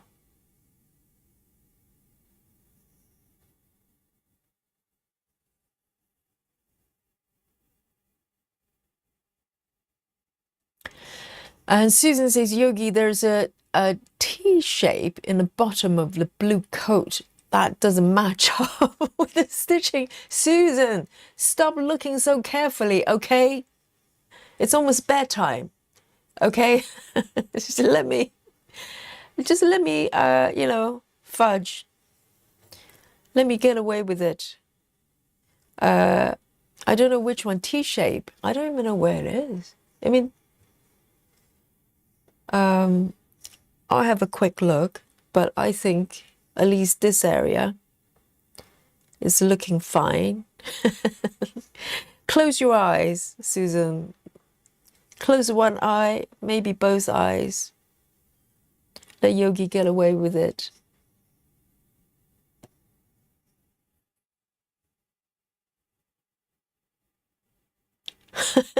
Lefty says that's where all the sock mates go. So we'll be there. Yes, that special portal. Yes, I just need to find an entrance. How do I get there?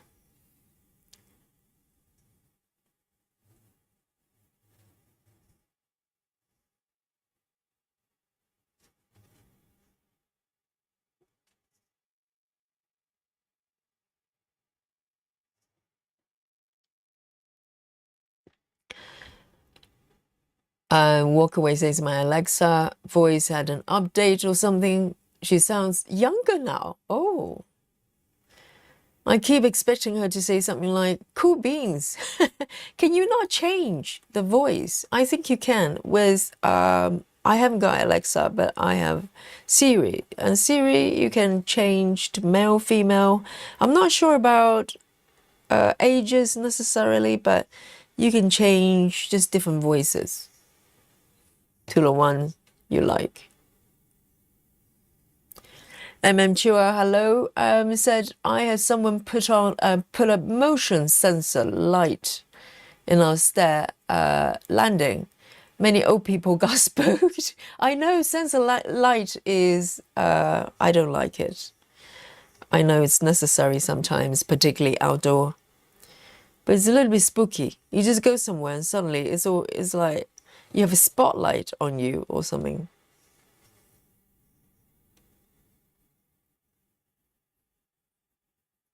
Susan says you've not marked a stitch. Oh, okay then. I'm gonna have a look once I finish this color. Then I'll have a general scan to see if I can fix it. Normally I can't find it. But I'll do my best.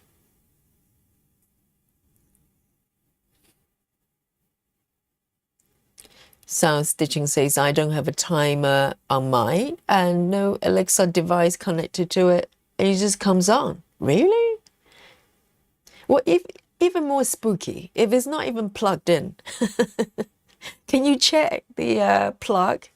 Check the cable, see if it's plugged in. If not, officially, you have a spooky story there, okay?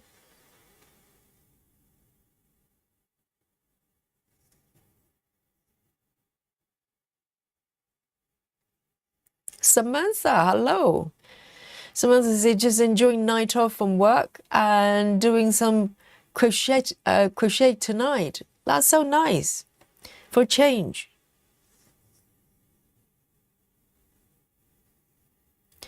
Walkaway says my husband has his series set to a woman's British accent, Yogi. I love when she tells us to turn into the car park.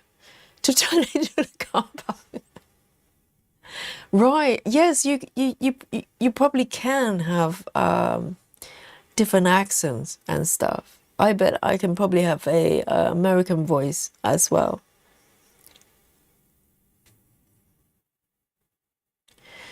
Siri for me is always a guy. I never have a female voice.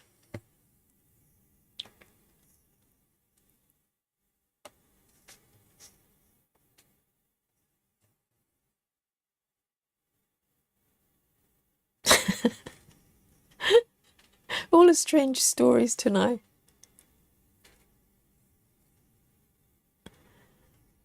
And I've got about 5 more stitches.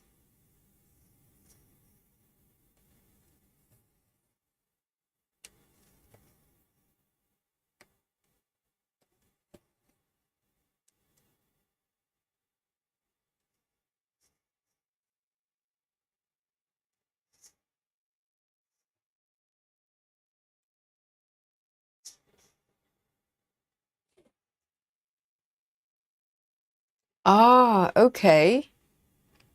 So, oh right, so you don't say car park. You say parking lot. Yes, parking lot is very American.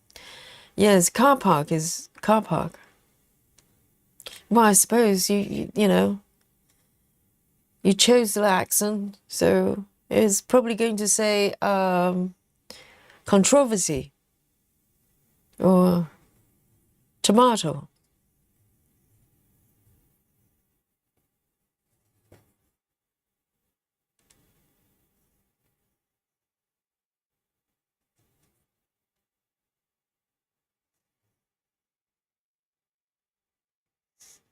And just one more stitch. One more stitch for tonight. Where is it? Here.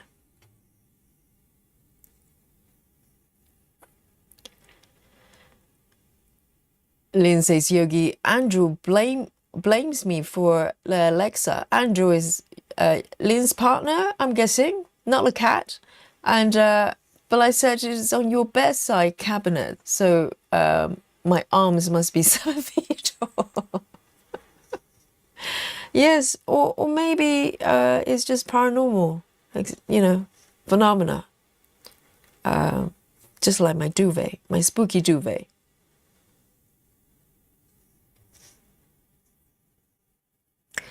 Betty says, I love you, chat. Betty says the stitch that hasn't marked is just above there, showing 3 squares, but you have one stitched. Oh, hang on. So have I marked somewhere that I have not stitched, or do I need to mark additional stitch? Hang on. Let me finish this color and I will review the situation. Okay. Hang on. So are we talking about blue area around here? Are we talking about the code 3371? I will find it, okay, I promise. 3371 here.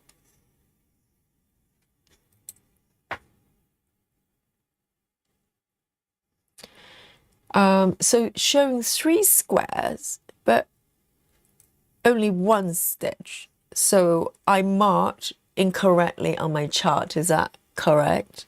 Let me have a look. 1 over here, 2, that's correct. Oh, okay. Are we talking about, no, that's correct. This one's correct. And then skip 1, 1, 2, 3, 1, 2. Everything looks correct to me. Are we talking about this color I'm stitching or somewhere else? Let me zoom in a little bit more. Okay, so symbol Z. Okay, where is it? Oh, that one. Oh, instantly. That's very good. And sure. So by highlighting the symbol Z, I've got, are we talking about this one? This one, right? We good? Thumbs up. So this one I have already stitched, but I have not marked, right? That one. Am I right? Have I solved the puzzle? Just above, yes. The 3 open stitches together in a 1 row, these 3, right? Have I done it? Are we good? Yeah, thumbs up, good. I did it. Yes, I solved the puzzle. Good, good, good. Thumbs up from the chat. Excellent. I got it. I got it. Wonderful. Wow, the chat is watching, you know? Just when I thought everybody was talking about sort of stories from different dimensions, someone is watching. Some stitchers are watching. Hi, Rochelle. Bullseye as well. Exactly, Rochelle alert herself to come forward with a comment. Yes, guys, look at this. Let me show you. Oh, it's adorable. I love it. Look at this. It's so cute. It's so cute. And I love this little scarf. This scarf is actually slightly trickier to stitch than I thought, because it's a little bit air stitching, even though it's got stripy bits. It's got darker colors, but I actually found it slightly challenging to stitch, surprisingly. But yes, it's looking good, isn't it? Yes. And oh, Rochelle, you missed another stitch. You need to mark where? Which one? Let me zoom in. Are we talking about blue? Give me some hints. Are we talking about blue stitches? 1, 2, 3. Oh, okay. I know. This one. This one. Are we good? Are we good? Yes. Every stitch counts. Have I got it? Yes? Is it matching now? We're good.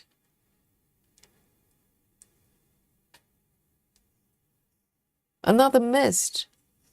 I just marked that one. Is it not? If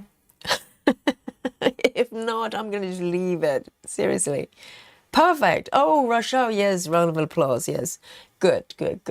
And we like to, you know, mark all the stitches properly. I don't want to cheat, you know. I don't want to overmark some stitches I haven't done, and vice versa, because every stitch counts, okay? When we used to play Guess My Stitches, every single stitch counts, because that could be the difference between winning and losing.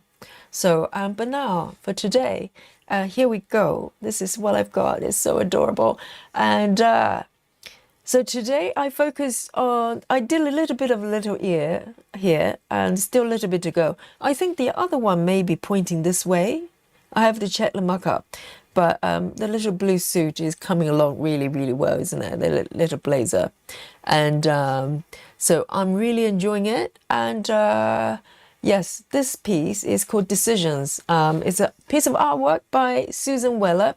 And if you like the chart, go to Dreamstitch and look under Peter Rabbit. Okay, why it's called Peter Rabbit, I have no idea. But it's a rabbit, it's a bunny, and it's a spring bunny now, okay? It's a spring bunny. And I'm going to show you my app, okay? Because we're talking about stitches. And now I'm going to share my stitch count with you. All right? Are you ready? Let me just turn this off. So Rochelle is lurking, not 100% today. Oh, Rochelle, I hope the chat and the stream lifted your spirit. Sometimes we don't feel 100%, and it's totally fine. Never apologize if you don't, feel 100%. It happens to all of us. And all you have to do is just deep breaths and come to yogi streams, and you feel better, okay? So are you ready, guys?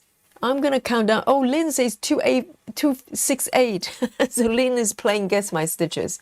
And I'm going to count down to 3, 2, and 1. There you go. Ha ha, Lynn. Have some confidence for yogi. Okay, look at this. Who is laughing now? I think I am. The grand total of the stitches yogi has completed is 303. Yeah. Oh, Marsha just joined. Better late than never. Yes, Marsha, you're perfect timing. You're here for the stitches, okay? Marsha, yogi has done 303 stitches. Not bad, eh? And I have gone over 6% as well, guys. Look at the progress. 6%. Yes. And I'm very, very happy, okay? And have a look, Marsha, look at my piece here. Isn't this bunny adorable? Isn't this bunny adorable? Look at that. And I cannot wait to stitch the cake shop itself as well. All the delicious cakes in the display there. And yes, thank you so much. And a round of applause for Yogi. Yes, bring on some Dolly, some 99, yes. And Susan is still awake tonight. Normally the battery will run out, so well done, Susan, as well. And send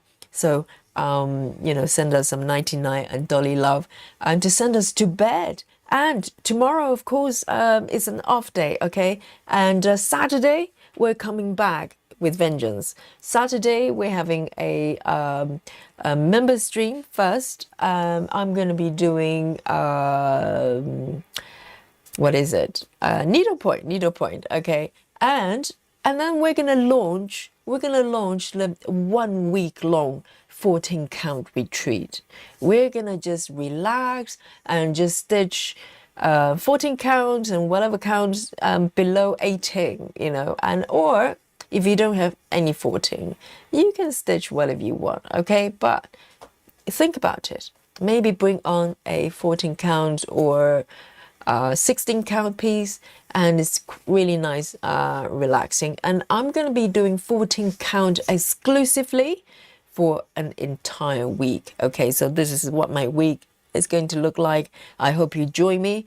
So from the sleepy London town, or maybe ghostly London town, haunted London town, it's 43 past midnight, and Yogi is going to sign out. Hopefully when I go downstairs and look at my duvet, it's still the way it is. I'm gonna freak out. If you hear a scream from London, that'll be me, okay, finding my duvet returned to the way it was. And so until Saturday, take care of yourself, and I will see you nice and early on Saturday, 99. Bye-bye, everyone. Good night.